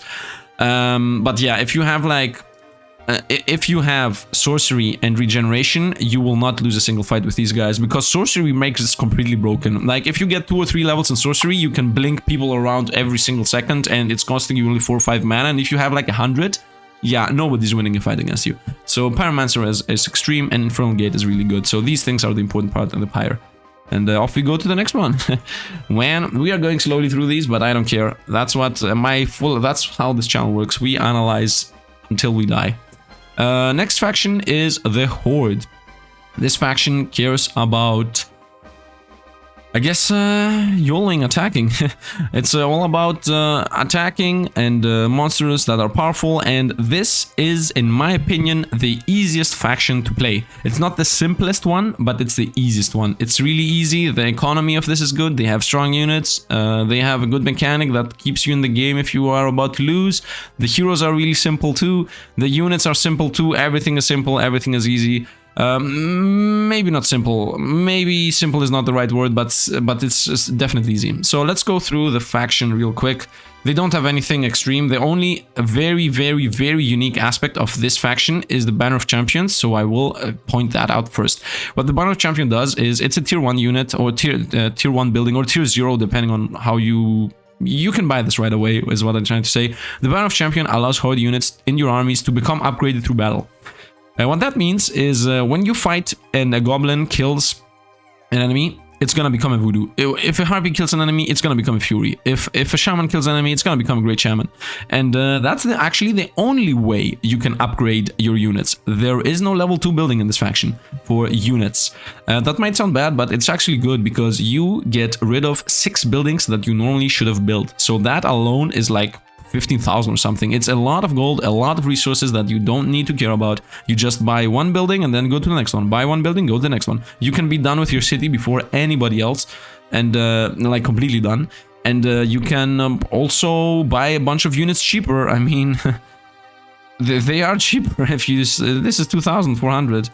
I mean, I think they're cheaper, right? I might be wrong about this, but overall, this faction, when I played, it has no problems economy-wise whatsoever, because you don't need to build all these buildings and you just upgrade units for free, so that's really nice. And you also don't need to go back with your hero all the time to upgrade units, because normally what you do is bring units out and to the hero, but if the hero has some unupgraded units, you either send them back by foot or you go with the hero back to the city. This faction doesn't need that. You don't need to go back with the hero ever, only to pick up spells, I guess. Let's go over the units real quick. For this faction, I will go with small ones too, because you will always have the small ones. So Goblins Only Leap, pretty trash unit. But I mean, it's a trash unit, what are we gonna do? And then Voodoo here also has a heal. It can heal twice it can heal 1 time, okay, for 2 damage, 2 times its attack, and it has 4 attacks, so it's healing 1 time for 8. Not really strong, but I mean, it's something. Second unit, just a flying unit. Upgraded, it also knocks back. I mean, the upgrade doesn't give it a crazy ability, but it gives it like 10 life. So 10 life is 10 life. Nothing more to say. It's a simple unit. It's a flying unit. It's decent. It's not crazy. I wouldn't say I like it, but it's okay. Tier 3 unit. Horseman, which is ranged and versatile, so you will have no problem whatsoever with enemies coming in. This is not true for the centaurs. The centaur is only ranged, but the Hordesman gets versatile, which is decent, and also wide attacks, which is obviously really good. And because it is versatile, you have no fear of having like 20 of these, because for example 20 and 20, because normally what you should do if it's only ranged, you should have like 10 or 15 and then 30 or 35 of voodoos or furies. With this you can have 50-50 army, because even if the enemies like flank you a bit, you won't really matter because you're versatile. Wild attacks are always fun. Raider though is the offensive unit. Normally it's only charge, so that's already good. Charge is a good ability. If you have like 5 of these, they can spread out the whole enemy team. They can split the team in half or something if you place them correctly. And the upgrade is Terror. Terror is also really good because making enemies feared and practically stunned and keeping them out of the fight is also really good. So I think this might be better. I think the Raider might be better, but I always like ranged units, especially when you have AoE. So it's for you to decide if you want to split up the enemy team or go for the ranged attacks. Yeah, that's that. I mean, at this point you won't have any ranged units, so Horseman is like the only choice of ranged units you have right now in at this level, so that's also something to keep in mind. Great Shaman, the next one. It starts as a caster and a healer with the ability to heal 5 times for 16. And caster is a caster, you know, they cast random spells that they are either explosion, poison or whatever. Most of the time they're not. Rain of Frogs. And then you got the Great Shaman, which instead of having healer is an Aura of Light, which means it will periodically heal everybody around it. And by the way, these things are melee, so these things will be in the front lines healing. You will try to keep them back as much as possible, but overall a useful unit, especially when it heals, especially if you think that this thing upgrades on its own. So yeah, a really good unit. Now we go for the Troll, which is a ranged blaster. Blaster means that it's AoE. And also it hits your units and the enemy units, but it's gonna push them back, not only not damage them. So you got the troll here, 126 life is nice, 13 damage is nice, ranged and sturdy. I mean, it's a simple unit, but when this thing upgrades, man, it becomes the avalancher. This thing gets terror. It gets versatile, which has all the benefits that I said about the horsemen. But what's more important is get terror. So range terror means that it's gonna be in the back line and it's gonna fear the enemies and stun them in their front line. So that's really decent. If you didn't go for the horseman at this point, you should go for the avalancher. If you went for the raider, you might not need... yeah, if you went for the raider, you should go avalancher. If you went for the horseman, then maybe you could go blood warper. Blood warper here has blood aura, which means it gets more buff the more units you lose. I mean, if you have like 1,000 voodoos, then you should go blood letter, which later becomes Blood Warper, which gets Resurrection. This creature is able to resurrect some friendly units that died close to it. So this thing is really good with a bunch of smaller units, in my opinion, because with the Blood Aura, this becomes better and stronger and larger and better and better and better, and then at some point it will revive some units too. So depending on what you want to do, I would say either go Blood Warper plus Horseman, or Raider plus Avalancher. I think you should always have some kind of range in your comp. And the last unit here is the Behemoth. It starts as a Cyclops, wide attacks and leap. I mean, with the leap it might go and kill itself, but if it doesn't, and if it survives, and if it gets a kill, it becomes a Behemoth. And at that point it also gets summoning ability, and it will start summoning goblins. I mean, these goblins might be jokes, but if it summons enough, you might overwhelm the enemy. It's not a crazy tier 6 unit like the rest of them, but I mean, it's cheap. 2,000 for a tier 4 a 6 unit is cheap. This is 2,900, and this is, in my opinion, a lot worse. So pretty cheap. I mean, 2,000 for... okay, these might be better though. So yeah, it's for you to decide. I mean, it's your tier 6 units. What are you gonna do? Not buy them? And yeah, for unique buildings, I already talked about the banner. Everything about that is this faction. We got the Sky Pillar here. Give visiting heroes a permanent +1 luck each day. Sound elementals join the town. So you get free sound elementals, literally. The sound, not sound. Why sound? The sound elementals are these one. No, what? Where's the sound elemental? Give me a second to search it up. Okay, so I went into a game, looked really quickly, and Sand Elementals are actually the Sand Devils. So these things are 41 health, 8 damage, flying, ethereal, wide attacks, and confusion. I mean, these are really good units. Flying is a good ability. It can insta-kill things. It can avoid damage. Ethereal can avoid damage. Wide attacks, I mean, if it YOLOs in while it's flying, it can do damage to everybody. And then if it confuses some of them, it's pretty much all as if it's stunning them. So it's a really good unit, and you get 1 free each day. So you get overall 7 each week. Wow, math is hard. But yeah, I mean, and +1 luck. So you get +1 luck, which is a good stat. It's not really that easy to get luck, so get a free stat that's not easy to get. And then you also, on all your heroes, and then you also get the Sound Elements, as I said. It's a decent building. And the Nomad Hall here is an extremely crazy building. It's really strong. It's, let me actually show this thing to you. You know, I have here a game to really quickly show you how crazy the Nomad Hall is. Because words don't really explain how crazy this thing is. I mean, it's not gonna make or break the game, but okay, I think the game like crashed. Let me go into this. Okay, so here I am with my building, and here is the Nomad Head. Look at this. How crazy is that? A Nomad, yeah, okay, I have, wait, why can I not buy them? When the expense your premium army, which cannot exchange. Yeah, right now I don't know why I cannot actually buy the Nomad. I guess I have to not have a hero in my house, in my building. Yeah, I have to not have a hero here. Look at this. 1,000 gold for a hero. Right now he's tier 1 because my main hero is tier 1, but he could be like tier 2, tier 3, tier whatever. And it's giving me 14 goblins, 11 harpies, 4 centaurs, 4 wolf riders, and 2 shamans. And I don't even have access to these. I don't have access to these things, and it's just 1,000 gold. Can you realize how broken this is? I mean, look at this. 15 goblins for 1,125? Or 14 goblins, 11 for 4-2. And I mean, this is a pre-made army. You cannot modify it, you cannot do anything, and you cannot get another one until this one dies. But what you can do is take this thing and just shove it into something. You can suicide it into something, and whatever that something is, it's gonna become weaker, and then you can go in with your real hero and clear it out. And this army, a lot of times, is also stronger from some things. I mean, for example, this thing is a hard fight, okay? I can just throw this into here, lose. just lose them completely, and then go with my real hero and get the kill. And if that's not enough, then I can just create another one and send the other one into. So overall, a really good mechanic. I mean, these two mechanics are really strong and also really simple. I mean, how simple is that? As I said, the simplest faction in the game. Not the simplest, the easiest. I mean, 3 units for 1,000 gold. Free Sound Elementals, free level ups, no tier 2 units, everything is as simple as you can get. And for the heroes, they have pretty much the same ability. Their ability, the more you level it up, you gain more abilities. The 2 I remember at least is that you can jump with your hero and your army into the enemy territory, which is pretty trashy. And then there is another one, which I think has a 4-day cooldown or something, and when you press it, all the units around your hero get leveled up permanently. So you don't need to go through the whole thing of fighting and trying to get some kills on specific units to level them up. You can just start the fight with your hero surrounded with a bunch of units, especially if it's like an easy fight and the game tells you to skip the fight. You can literally not skip the fight, surround your hero with random units that are tier 1 and just press the ability and get them all to tier 2 instantly. So you can even come back to the fight. So overall, really strong faction. I mean, it might not be the best and the most powerful faction out there, but the Nomad Hall is definitely a good building. This is decent, this is a good passive, you will never have money problems with this faction. I really like the Horde, and I think others like them too. And that would be it for the Horde, man. We're 4 to go, so we have 40 more minutes in front of us.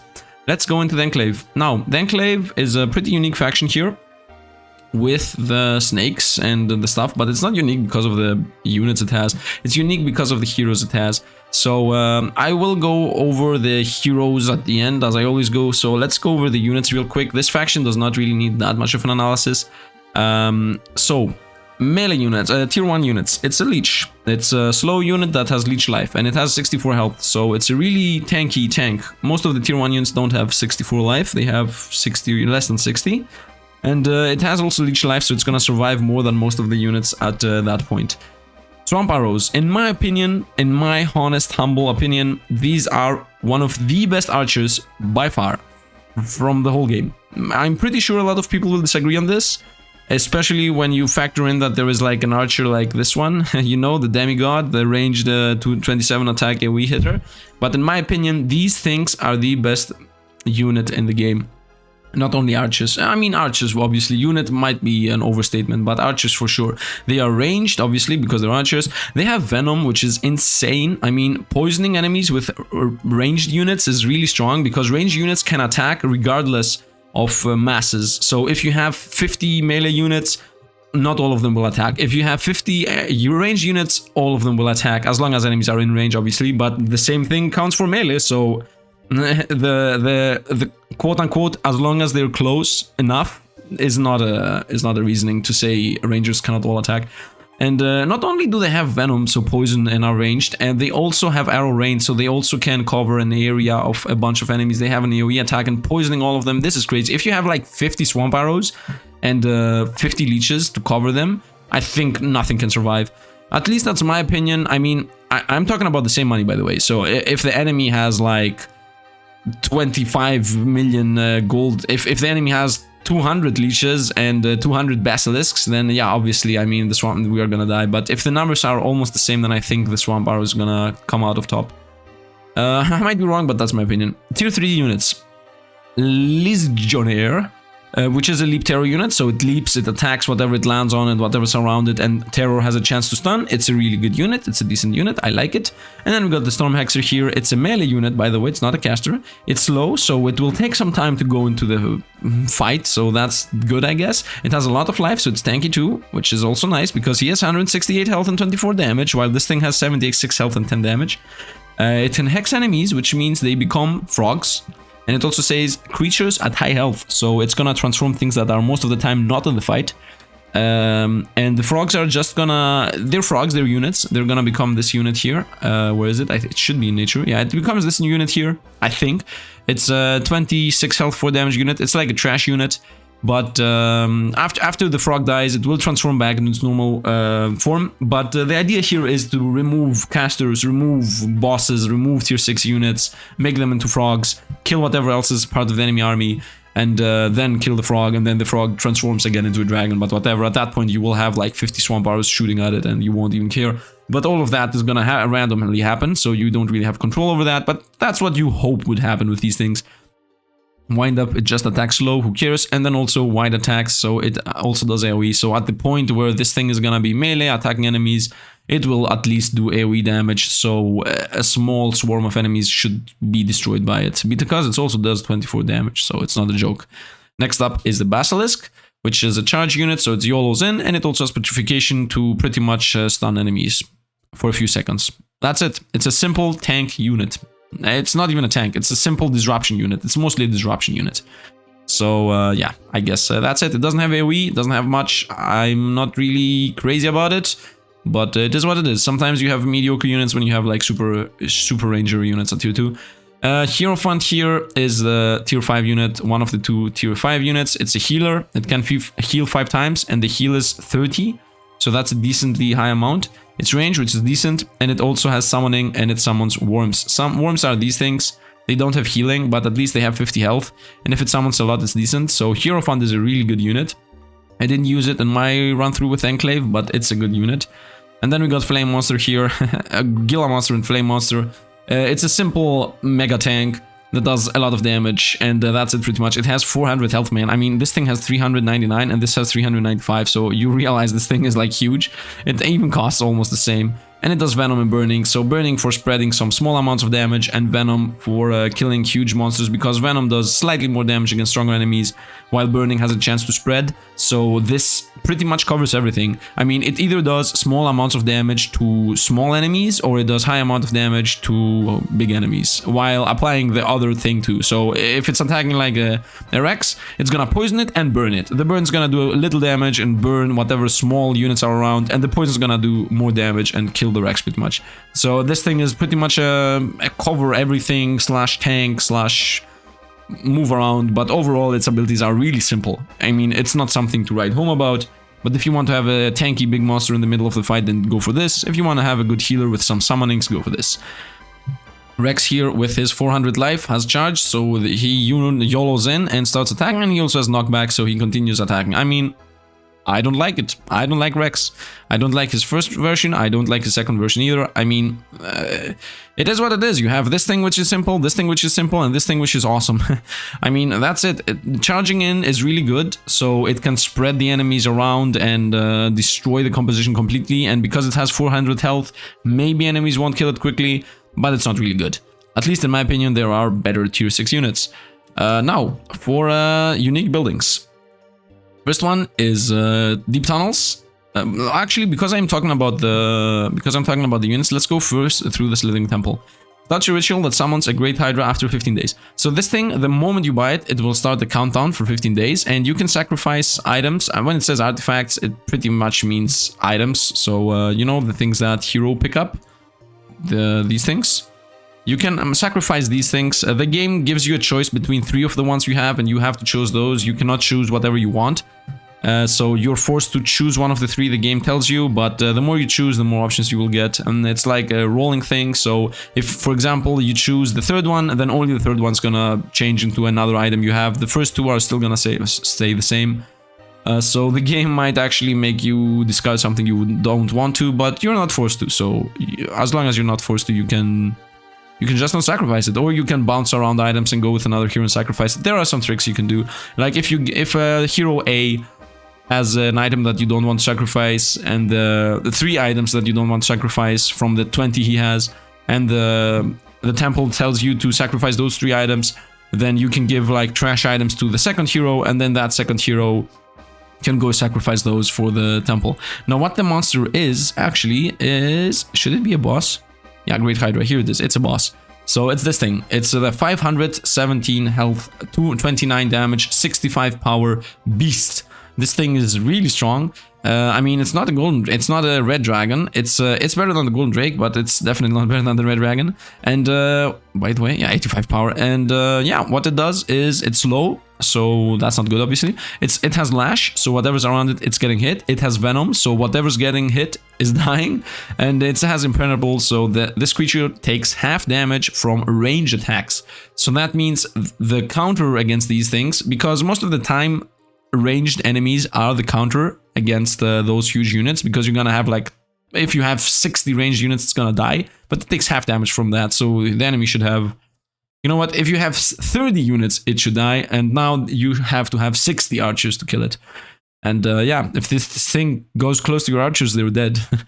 So yeah, overall, a really, really strong unit, which you pretty much get for free every 15 days. This is not going to be 15 days. This is going to be like 4 days on average, maybe 3 days. Sometimes you can spawn 2 back to back, especially when you first build this building. Actually, no, if anything, later you will be able to do that. And yeah, that's like the tier 7 monster that this race has, which is awesome, by the way. Did I? Yeah, I didn't forget something. Now, next one, Incubation Chamber. Increases weekly growth of worms by 4, lizards by 3, and lizards, this thing, by 2. So it's not upgrading the Storm Hexers. And when you here sacrifice an artifact to the Hydra God, you get free worms. That's it. So these things are together. It's just a simple get more units type of building. I mean, I love the 3 archers, but yeah, it's decent. You know, the earlier you get it, the more it's gonna pay off. And then the deep tunnels here give 1 unit of either ore, crystal, mercury, or sulfur each day. It's not giving wood, by the way, because it's a deep tunnel. So somebody explain this to me. And it gives you high value resources, so it's decent. Build this early, get resources. That's it. Nothing more to explain. By the way, the race needs mercury and sulfur, so you better get those. And for the heroes, it's pretty simple. The mechanic is the same for both of them. I did some extensive testing on my playthrough the Enclave, and what they do is, the first thing they do is, both of them, either of them, finds steps on the map. So you can find some glowing steps on the map. It's really easy to see. It's they are really glowing, and you can really easily see them. It's not something obscure that you have to look into. So you get some steps on the map, some footprints, and you chase the footprints down, and then you find there a monster. It could be a deer, it could be a dragon, it could be worms, it could be anything. And now, if you go and fight that monster with a taming hero, then you will get part of that army. So if it's like 50 worms, too much. If it's like 30 worms, you can get 10 worms, you can get 15 worms, you can get 20, you can up to 30 worms. So if this thing is leveled up to the highest possible level, taming. I'm not sure if you can get more than the one you fight, but somebody has to test that. Now, if you fight the same monsters with the hunting hero, then you will gain artifact. So, and the artifact is most of the time giving you something related to summoning creatures. So the artifacts are here. I definitely know someone. For example, it can give you this thing: +1 cold beasts and +1 knowledge. You know. Or what else? It's giving you stuff like, that's most of the time it gives you stuff that has +1 to cold beasts, not creature speed. Most of the time it was +1 to cold beasts. There is no, I think this one, yeah. For example, this can drop +1 cold beasts. What else? You know, it doesn't really matter. I don't need to go through these. It's just giving you things that have cold beasts. Normally, what cold beast does is it summons random units in the battlefield to fight for you without costing anything. When I played it, it was bugged out, but normally that's what it should do. When the start fight, allies should start appearing from the sides and just start coming in. So it's a really good passive. You're getting free units. So I would obviously go with hunting first. And the more you level this up, the more artifacts and resources you gain. So it's not only dropping an item, it also drops like a little puddle of gold or a little puddle of sulfur. You know, it gives you like some resources. And every time you level this up, it gives you 1 more artifact and 1 more little resource drop. So if you have this like at level 4, you will get 4 artifacts and 4 resource drops, and at that point that would be insane, because I mean 4 resource drops late game might be useless, but the 4 artifacts you can instantly throw them into the temple and then you can get like a slither right away. So it's pretty much you get the boss. So definitely go with the hunting, and taming is like useless late game. Maybe if you get a dragon you can, maybe it's okay, but if you get like 30 worms, or if you get like 4 golden bucks, who cares really?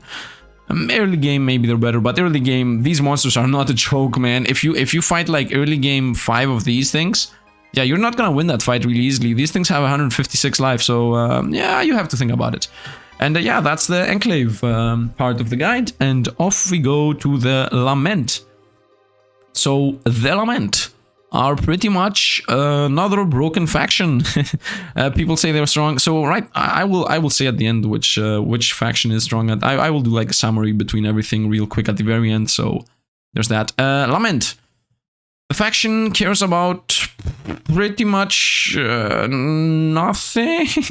I mean, they have some very unique mechanics. So actually, all of the mechanics are extremely unique. So I guess it's the most unique faction in the game right now. That's what I can say. So I think I need to go through the units here to explain what exactly is happening. Okay, so let's begin. We got the Trogseeker. The Trogseeker is a normal melee trashy unit. You know, it's sturdy and it's savage and it has 38 health. It isn't even a good tank unit. So yeah, it's a mediocre unit, I guess. I hope nobody's here telling me, you know what, if you disagree, just comment down below and tell me, no, Trogseeker, the best unit in the universe. No, it's a mediocre. Ophidian. Tier 1, Tier 2 units. So we got a choice here. We can either go with Ophidian, which is the tank unit of this composition, which is, it has petrification, so it has a chance to literally petrify somebody, practically stunning them. And it has projectile protection, which is a really good passive for tanks, because the weakest thing you can, the most dangerous thing you can fight with tanks is a bunch of archers destroying you before you do anything. And then we got the Monster Trogs here as the second choice, which is the offensive counterpart. It has knockback, pushing enemies back, and then it has leap, so it jumps into the fight and also does a small explosion, I guess, attacking everything that's there. And it also has quick strike, so it also attacks a lot. It has 11 attacks, so it has the same ones of the Ophidian. The difference here being is that he has like 12 less health, but he has leap and quick strikes, while this thing has projectile protection, more health and petrification. I would go with the Ophidian, because you can use the Ophidian even late game. I would not really use Monster Trog in the late game, but you do you, I guess. Next up, tier 3 unit are ranged units. This is a really nice ranged unit. It does 14 damage, it's decent, and it has confusion. Confusion is pretty much stun. People run around, do nothing, so stunning enemies is insane. And if you have like 40 of these, maybe the enemies won't even be able to move. Next up is the Goldhorn. It's a defensive unit, so maybe you could go Monster Trog because the tier 4 unit is a Goldhorn, or you could skip the Goldhorn and just go for the tier 5 units because you have Ophidian. It's on you what to do. I mean, sometimes it's on the city, so if the city is like has a layout that forces you to go Goldhorn, then I guess you go Goldhorn. The unit is just a simple tanky DPS. I mean, it's sturdy, so it cannot get pushed back, and it has retaliation, so it attacks more the more it gets attacked itself. So that's it. It's a very simple unit. Tunnel Knight here is the tier 5 unit, one of the two tier 5 units, the cheaper one. It has charge to spread out the enemy composition, and then also has venom to poison a bunch of enemies. I mean, it's a pretty straightforward unit. If you want to spread out the enemies and destroy their composition, go for the Tunnel Knight. Otherwise, there are the Tricephalus here, which is also a melee unit, and it does lash, so it's attacking everything around it. It's slow, so that's the downside, I guess. And then it also has venom, so it will poison everything that it attacks. Not always, but most of the time. And I mean, sometimes, I don't know, there are no percentages here, so I have not the real numbers. And yeah, that's what that is. So if you want to go with explosive hydras of 21 damage AoE, then you go for the Tricephalus. If you want to go for a little bit weaker unit, but at half the price, and also the charges, then you go with the Tunnel Knight. And the last unit here, but not least, not even remotely the least unit, is the Gold Drake. Now, this unit here seems to not have an upgrade. Not only does it have an upgrade, it actually has like 3 upgrades. So it starts as a Gold Drake, and after some fights, it becomes a red and then a black Drake. So Gold Drake on its own, I mean, the price is a bit too expensive, 4,000 for a 330 health unit. It has, by the way, it's better than the default one, because as you can see here, the default one, no, it's the same one. So as you see here, the default one, the Gold Drake, it has burning, so it's spreading burn attack damage around small enemies, I guess. Burning is not really good against big enemies. It has flying, which is decent, and it also has charge. Charge is really important because this thing has flying, so it can run around the field really quickly, and then it can charge in and attack like 10 or 20 enemies just because it charges in, destroying the enemy composition, burning half of them, and then it can run out again. And you can even control this. I mean, with commands, you can let him charge in and then pull him out with your own hand as fast as possible. So this is a really good unit as ability-wise. Flying and charge is always decent, but the unit is not really that strong on its own. What is stronger is the red dragon with power of 85. It has also burning and 646 life. It's insane, a lot of damage, and the bonuses it gets is impenetrable, so it's really survivable at this point, especially against ranged enemies. And it also has quick strikes, so it's doing even more damage. And this thing can also level up, and when this thing levels up, it becomes a black dragon. This thing has 838 life. It still has the same abilities, and it also gets warding. Warding is that this creature has a chance to avoid damage from elite creatures, which is his only downside right now. Because if you think about it, the burning is not really strong against elite units, and charge is also not really strong against elite units. Impenetrable is useless, and quick strike is just a DPS boost, so it gets warding, so elite units won't even be strong against it. And then it also has a high chance to be unaffected by spells, so this is insane. If you get this thing, you're pretty much winning. But the thing is that if you feel this thing and try to fight with it, it will cost you a lot. So with the black dragon, you will have like 1 or 2 more units, and that would be it. I mean, maybe 10, maybe 15 if it's like the trash units, but overall the black dragon's gonna be pretty much a single unit assassinator. But you will see here that you have no problem with having only 1 unit. I will explain why. Now, let's go over the unique buildings, because they are really unique. So you got one economy building, which is plus 100 gold each day, which is trash, but you can get another 10 gold for up to 1000 gold per day for each non-lament creature you have. So this faction cares even more about those buildings that create units for you and send caravans and all that stuff, and anima and everything else in between. And also, now that you can buy heroes from other factions, you might want to buy a hero from another faction with a lament and then instantly give all the units to... let all the units in the city, in the garrison, so that you gain a bunch of gold.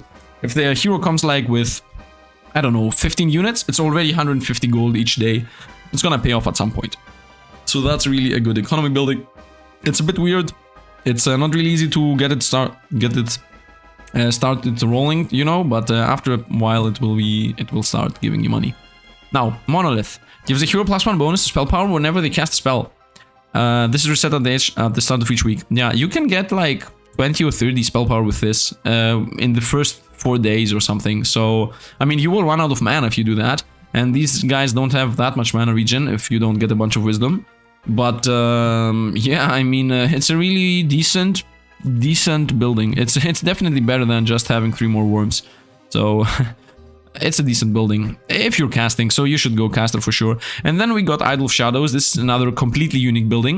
What this thing does, it says that it allows you to perform a ritual each week. What you do is you just press activate, okay, on the ritual, and then the next fight you're gonna fight is gonna have the enemy getting stunned every, I think, 3 seconds, every 5 seconds. I think it's every 3 seconds or something, and it stuns them for a second or 2.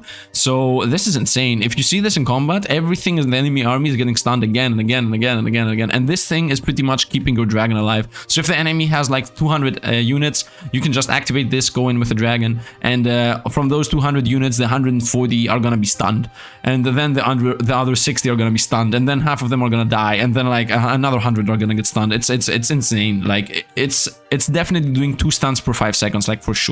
Within a span of 5 seconds, it definitely stuns them twice.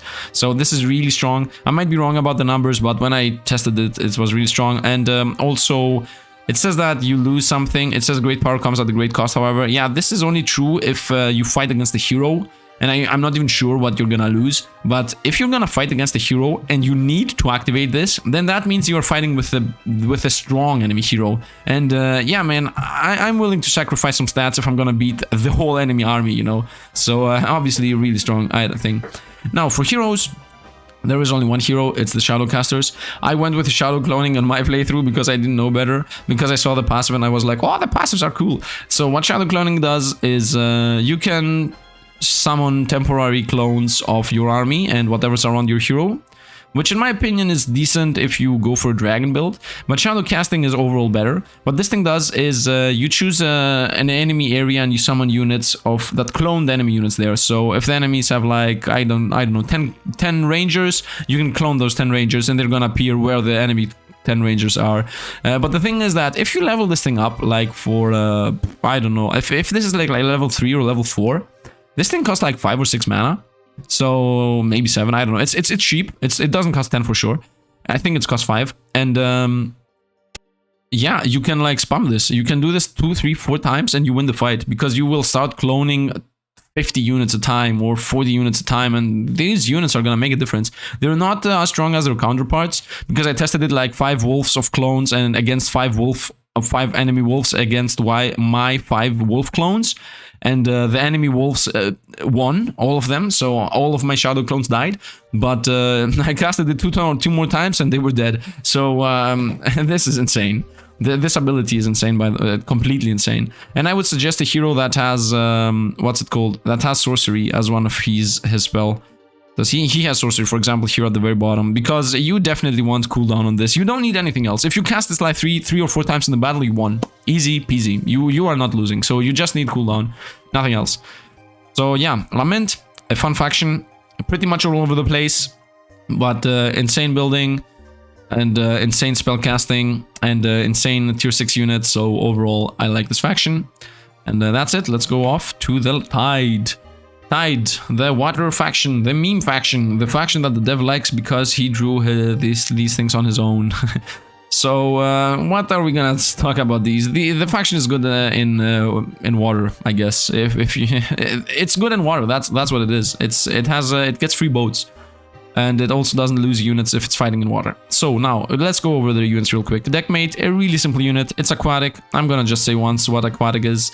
Aquatic is that if this enemy falls into water, because you're doing a boat fight, then it just gets back into the fight. That's it. So that's pretty much, let's say, 66% useless, 33% useful, maybe 80-20, 80% usefulness and 20% useful ability. Now, maybe even less, 1090. It also has retreat, so retreat is that it, instead of dying, it will attempt to flee, and if it doesn't die or if the fight ends while it's fleeing, then when I mean flee, he's gonna run backwards and he will go off screen, and if he goes off screen or the fight ends before it dies, you get him back for free. So that's nice. You get the free units that don't die. It's pretty decent for that fact alone. The Blastmaster is a decent unit though. Its range and has wind up. I mean, wind up means that it will attack less often, but it does 18 damage, so that's decent for a ranged unit. And it all has knockback, so that's decent-ish, I guess. Knockback dependent. Knockback is always dependent on what the enemy army has, because a lot of tier 1 and tier 2 units have 30, so sometimes knockback does nothing. It has aquatic and slow, so it has wind up, aquatic and slow, 3 useless abilities, knockback and mediocre ability, ranged, awesome, but it has wide attacks. When it attacks, it does hit a bunch of units, and because it does 18 damage, even like if you have like 10 and these 10 shoot once, you might kill about 10 units just because of the fact they do wide attacks and they do a lot of damage. So yeah, I mean, it's decent, but it's I don't like it. It's decent, but I don't like it. I don't like it because I don't like downsides. I don't like wind up. I don't like aquatic. I don't like slow. But otherwise, it's a decent unit. Now, off we go to the Jelly Killer or the Charon's Cultist. Jelly Killer is the tank version of the tier 3 unit.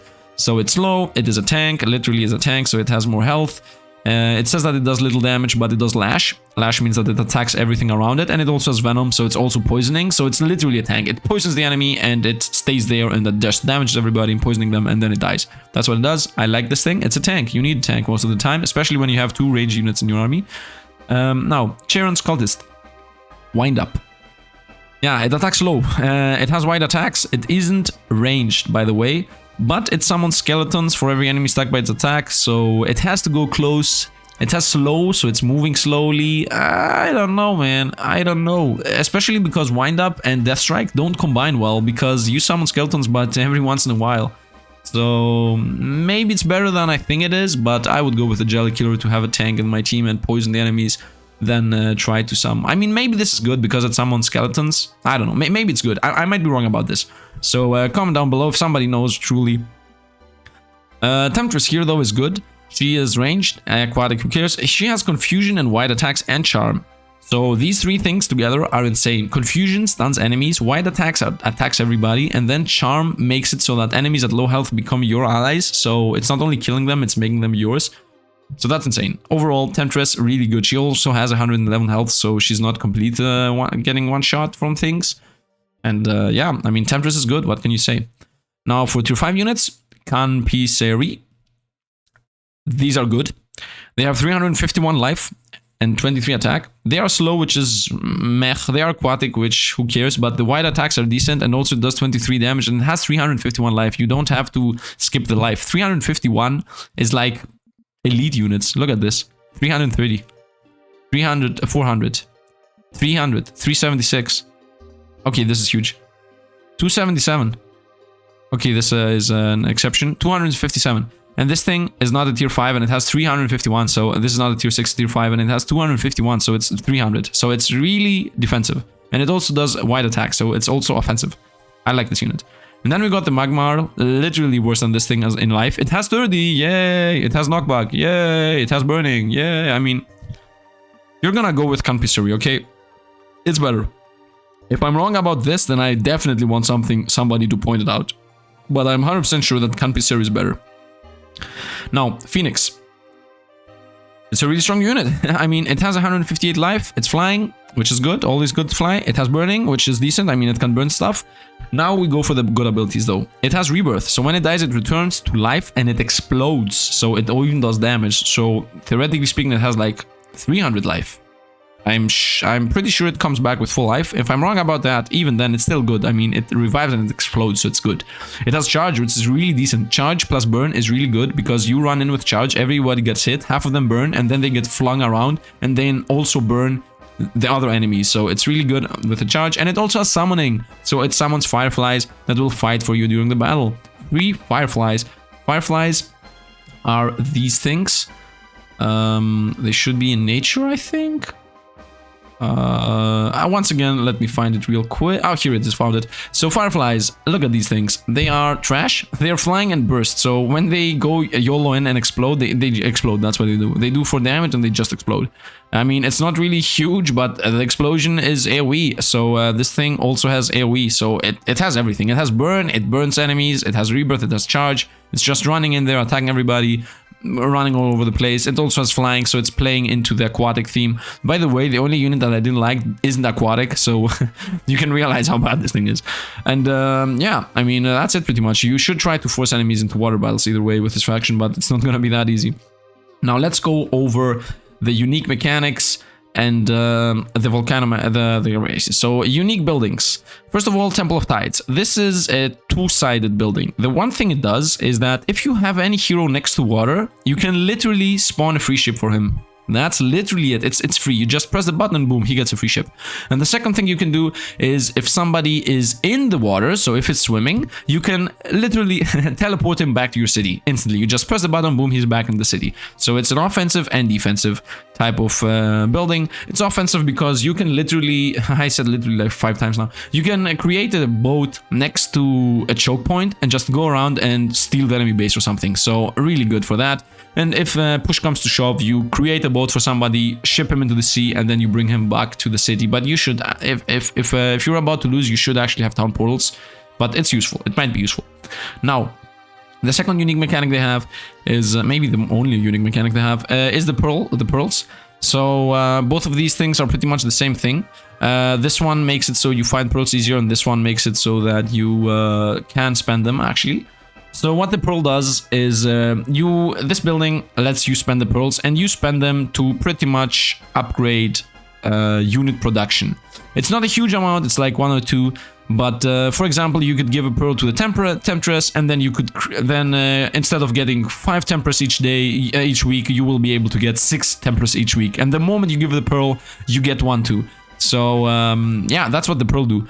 It's not crazy. How you find them is that sometimes when the hero is next to a pearl at the start of his turn, he will have like a little arrow showing him where to go, and then he will just have to walk over there and find it. I mean, that's how you find it. And I think, as far as I remember, you also have to press the dig button. So you look at the dig button at the bottom right, and you go next to the pearls and pick it up. If you want to see this in action, you can just go to my Tide video, which I played, yeah, the tide, I guess, because you guys voted on it. Now, for abilities, we got 2 abilities. Once again, one is better than the other one. Most of the time, when one of the 2 is better, it's the caster. So, Siren Song, let's begin with the weaker one. Gives the hero special Siren Song, which can be used in combat once every 4 days. This is the bad part, by the way. Whenever you see a cooldown more than 1 day, it's bad skill.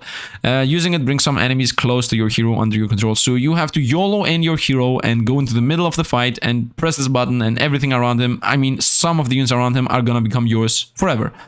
And yeah, that's it. The more you level this up, the better units you can steal.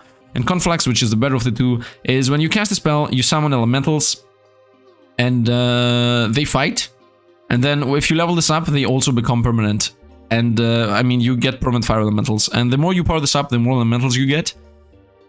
And I mean, late game, if you have like a bunch of mana, I mean, this guy begins with mana regen. Maybe if you each day you can cast like, I don't know, 10 spells. And maybe 10 is too much. Each day you can cast like 5 or 6 spells, and that alone is gonna give you like 5 or 6 elementals. And in the fights you cast these spells, you will gain even more elementals than the one you keep.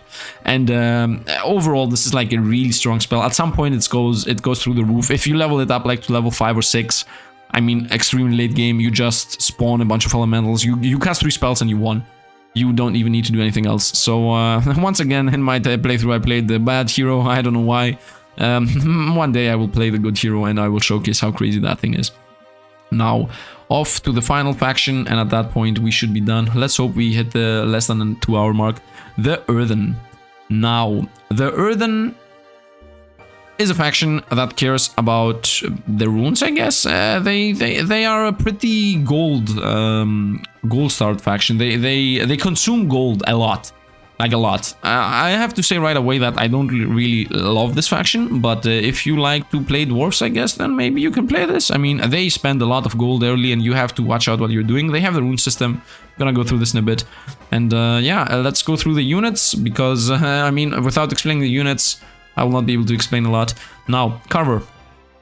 A very simple unit. It is sturdy, it has warding, so it's good against the spells, and it has knockback, so it will try to keep the line. With sturdy and knockback, you can push enemies back while they don't push you back, so you just keep the line. That's what this thing does, and with warding, you can keep the line against spells, I guess. That's it. It's a decent unit. Definitely better than... definitely better than the Drug Seeker. I mean, Sturdy Savage. Look at this, look at this. It has... Look at look at this thing. 38 and 8. Okay, Sturdy and Savage. And then you get this thing. 48 and 6. Oh, the other thing has 2 more damage. Oh, either way. Now you got the Carver here. Decent unit. Now, Beerguard. This is a good unit. It has 30, so, I mean, it should be irrelevant that it has 30. The only good thing with sturdy is that it will keep the line for the rest of the archers. So, if enemies are fighting your archers, at least only the front line is gonna be... They're not gonna be pushed back. I don't know. The good thing though is that they have terror, so they're shooting. They have a chance to make the enemies try to flee the fight. They're not fleeing the fight, they're just running around, and they're pretty much stunned. So whenever you can stun an enemy with terror or confusion or whatever, it's good. So that's good. Now, tier 3 units. Legionnaire. This is the offensive version of the tier 3 unit. It has Savage, it has Retaliation, so if it survives, it does damage. It has Warding, so it will not die from spells, and it has a chance to avoid damage from elite creatures. And then it also has wide attacks. You plop these things in, they start damaging, and they just do their wide attacks and destroy enemies. If you want to go for a enemy killing machine, go for this. And if you want to go for the tank, I mean, it's not a crazy tank, it has 69 health, nice. But then again, this has 30, it has slowing. Slowing is a permanent, whenever this unit attacks an enemy, it permanently will make it go slower for the rest of the fight. It also has projectile protection. Sturdy, slowing, and projectile protection, these 3 things together make a tank. Because sturdy is gonna make it so that your line is not gonna go back. You know the attack line, so if enemies are like here and you are here and the enemies are here, the line will stay here because your units are sturdy and they should not be pushed back. Slowing is good because after the cryo engine dies, it will take a lot more time for the enemies to come to your army. And then projectile protection is obviously good because, I mean, the tanks most of the time fall because the enemies are gonna shoot 1,000 arrows at them and they will kill them. And yeah, that is tier 4 units. I would prefer this, but I don't like the cryo engine, to be honest with you. So you have to choose on your own. I mean, it's a mediocre tank, but with good abilities, but it's a mediocre tank, or a damage dealer, I guess. 4th unit, Enchanter. This is also a decent unit. It's ranged, it has confusion, as I said before, as long as you can stun the enemies any way possible, it's good. So confusion is a good ability. It has heal, it is a healer, so 5 times it can heal for 16, which is decent. If you think that these things have 69 health, it's almost half their life, of 1/4 of their life, which is decent, it's decent. And it also can resurrect allies, which is, I think, the best ability that he has. And yeah, that's it pretty much. Reviving allies is always nice. He doesn't have that much life. I mean, before I said that this thing has 111 life, and it has so many good abilities. And then he comes along and is like, 46 life. Cast a spell on me, and I die. Now, tier 5 units. Polar Cavalry. It is a classic YOLO into the fight, destroy the enemy lineup type of deal. It has knockback and charge, the signature abilities of YOLOing into the enemies and destroying the ranks. And then it has terror too, so terror is always nice. I'm not sure if charge can trigger terror, but it should. So if charge triggers terror, then not only do you get into the middle of the enemies, but they also don't do anything for a small amount of time, so that's even better. So that's the Polar Cavalry, and it also has 228 life, so it's gonna survive for a bit. It doesn't have AoE, by the way, it only has charge, so it's the one attack that it will do. And then we got the Caribou Elite, that's the one I like most, although it might not really seem awesome. It has Blood Aura, so whenever anything around it dies, it will become larger and more powerful, which is nice. It has Leech Life, so whenever it attacks, it heals. So if it heals for 60 life, then it's more tanky than the Polar Cavalry. I mean 70. If it heals for 70 life, then it's more tanky than the Polar Cavalry. Also, Blood Aura makes it get more health, so normally this should be more tanky overall. It has Retaliation, so whenever it gets attacked, it gains attack speed. And it also has wide attacks, so it also does a bunch of AoE. Overall, this is literally a good unit. It's just a good unit. So it has everything you want. It has self-healing, it has self-buffing, it has Retaliation, it has wide attacks. That's what you would like to see in a melee unit. So once again, it's on you to decide what you would like to have, more disruption or a front line that does something. And then we got the Cave Regent, which is a sturdy, tanky, leapy, slowy unit. So it's a tank. You know, it has 30, it's not really a tank, but I mean, it has 30, so it will not get knocked back. It has knockback itself, so it's gonna disrupt the enemies. It has leap, so it's gonna disrupt the enemies once again, because leap pushes them around. And it also has slowing, so whenever it will attack something, it will stay slowed forever. But overall, not crazy abilities here. I mean, sturdy and knockback already are not that crazy. Leap may be something, slowing is also not something crazy. I mean, slowing is very nice on low tier units, but on high tier units, really, who cares? So, I don't know. I don't really love it, but it is what it is. Now, let's go over these two buildings real quick. Temple of War and Monument of War. Both of these do the same thing.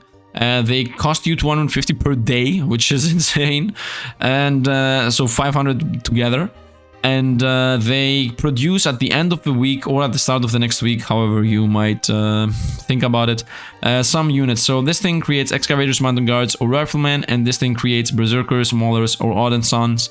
So these units would be here, these 6, 1, 2, 3, 4, 5, 6, 7. So the only thing not spawned is wait, let me go back here real quick. Excavators, Mountain Guards, or Riflemen, that would be 1, 2, 3. Berserkers, yeah. Rifleman, Berserker. You know what? Let me look at this. Okay, I went back and forth and looked at it 2 times. I mean, I don't want to be stumbling all over the place. The only thing that's not getting spawned is the Hill Keepers. So these units are not really that crazy. I mean, it isn't even giving you that many. It might give you like 10 to 15.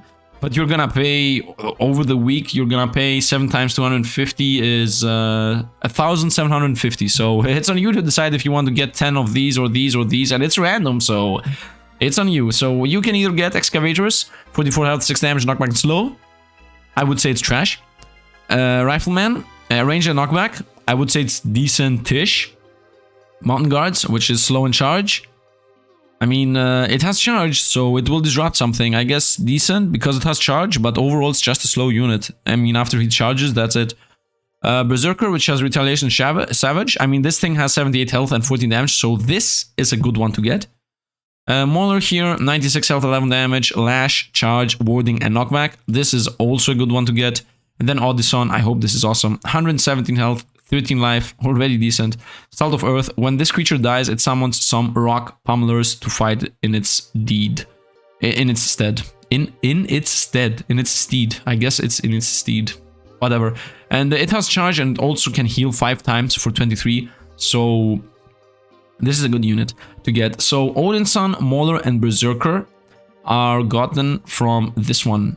Berserker, Mauler, and Odin's Son. So this one is good. This one is mediocre. And these things give you the same cost. I mean, maybe the building I say is a bad one gives you like 15 of these. And the other one that I say is a good one gives you 2 or 3 of these. But, I mean, these units are better. These units, if you're gonna get them late game, you're gonna be like, okay, it's trash. I'm not gonna use it in the fight. Because don't forget that you cannot always use all your units. So, that was it for the building. No, it's not. We got the Runeforge here. You know what? Let me actually show you the Runeforge in the fight to explain. Not in a fight, in a, you know, in a game. Give me a sec. Okay, here I am in the building. I mean, in the game. First thing I want to show you before I show anything is about the buildings I said, the Temple of War and the Monument of War. So I built the Temple of War day 1 and then I built the Monument of War day 3. So let's see how many units I'm gonna get from that, you know? Let's move this guy like half a minute away. Let's see how few units I'm gonna get actually, and if it's gonna be worth it. Okay, so I got 2 Odin's Sons and 11 Riflemen. And the 11 Riflemen cost me 5 days is 1,250, and the 2 Odin's Son cost me 1,750. So I don't know if they are worth it to you. I guess you can go for it. I mean, 1,250 for 11 Riflemen, while yeah, I mean, these things cost 1,200 for 15 of those. I mean, they are a bit better, you know. They are not even upgraded. These are not even upgraded. Let's upgrade these for a sec. Okay, now 10 of these cost 1,100. Okay, and they have 45 health and 7 damage. And these have 41 health and 8 damage. So overall, they are better, but they're gonna force you to lose money every day, even if you don't want it. So I might be wrong. So these units might be good. Maybe there is a balance team behind the game, you know, and it's good. But I don't know. I mean, you're barely making any... compare this, for example, with the Lament. I mean, these guys pay 1,750 and get 2 Odin's Sons, or I guess instead of 11 Riflemen, it would be 15 Riflemen, you know? And then there is Lament, which give 1,000, and gain like 60 units, plus a hero. So, I don't know, man. And it's 2 times the same building, so... 2 of your unique buildings is the same thing. And it's even forcing you. After you buy this, it's over. You will spend that money forever. So don't make the mistake and start with Monument of War right away. Or maybe do it if you want to start with Riflemen, I guess, in the second week. Either way, what I came here for is the runes. Let's go back with the hero just to activate them, because right now they're not active. So these are the 6 runes you can choose. First rune here is gives 10 health to all units, but reduces their movement speed. I mean, pretty trashy. Rune of Ice, especially if you see the rest. When a unit dies, it has a chance to cast Ice Ball on a nearby enemy. I mean, I don't know what the chance is. If the chance is 50%, this might be awesome. If the chance is 10%, it's trash. If it's 2%, it's even more trash. I mean, we don't have the chances, so we have no idea. Maybe it's good, maybe it's not. I would say it's not, especially if you see the rest. Rune of Life. Increase amount of dying units saved by Infirmary, and amount that can be resurrected on Enchanter. Can I see this right away? So the Infirmary is 50-55. This should be active, yeah? Oh, no, I cannot see. So, once again, we don't know the percentages. Might be good, might be trash. Rune of Fire. Gives all units burning attacks able to set enemies on fire. I mean, if the enemies have a bunch of small units, then it could be good. If they have big units, it's pretty mediocre. And once again... don't know the percentage of the burn. If it's 10%, it's awesome. If it's trash, I mean. If it's 20%, it might be even better. Rune of Air. Gives all units increased chance to critical strike, which is decent, because normally you don't have crits, and crits is 10% of the max enemy life, so this is good. When a critical strike is made, a Cyclone is often summoned. This is even better. So you also summon a Cyclone. You don't only do 10% of max life of the enemy, you also summon a Cyclone. This is good if the enemy has big units, but it's overall also useful. And then we got Rune of Death, which I think is the best one and also got nerfed. It's all units get a chance to summon a skeleton when they damage enemies. If you have like 100 units, you will get a skeleton every second, or no, you will get like 3 to 5 skeletons every second. So this thing is like insane. It's summoning a bunch of skeletons. It might not win you the fight, but if it's like 50-50, it's definitely gonna win you the fight. So if it's like, I don't know, 80 to 20, or 80% to lose, or if I don't know, if it's like hard or impossible or near impossible, maybe it will not carry you. But if it's like moderate or challenging and you throw some spells in, then this thing is definitely gonna carry you the Rune of Death. And yeah, I mean, that's it pretty much. So let's go back into the lexicon and go over the heroes, and at that point I should be done with the whole thing. Now, let's go over the heroes real quick. Maybe we get the 2-hour mark in. So the heroes do pretty much the same thing. Both of them have that crystals appear that leave a soul behind when your unit dies. So when your units die, they leave souls behind.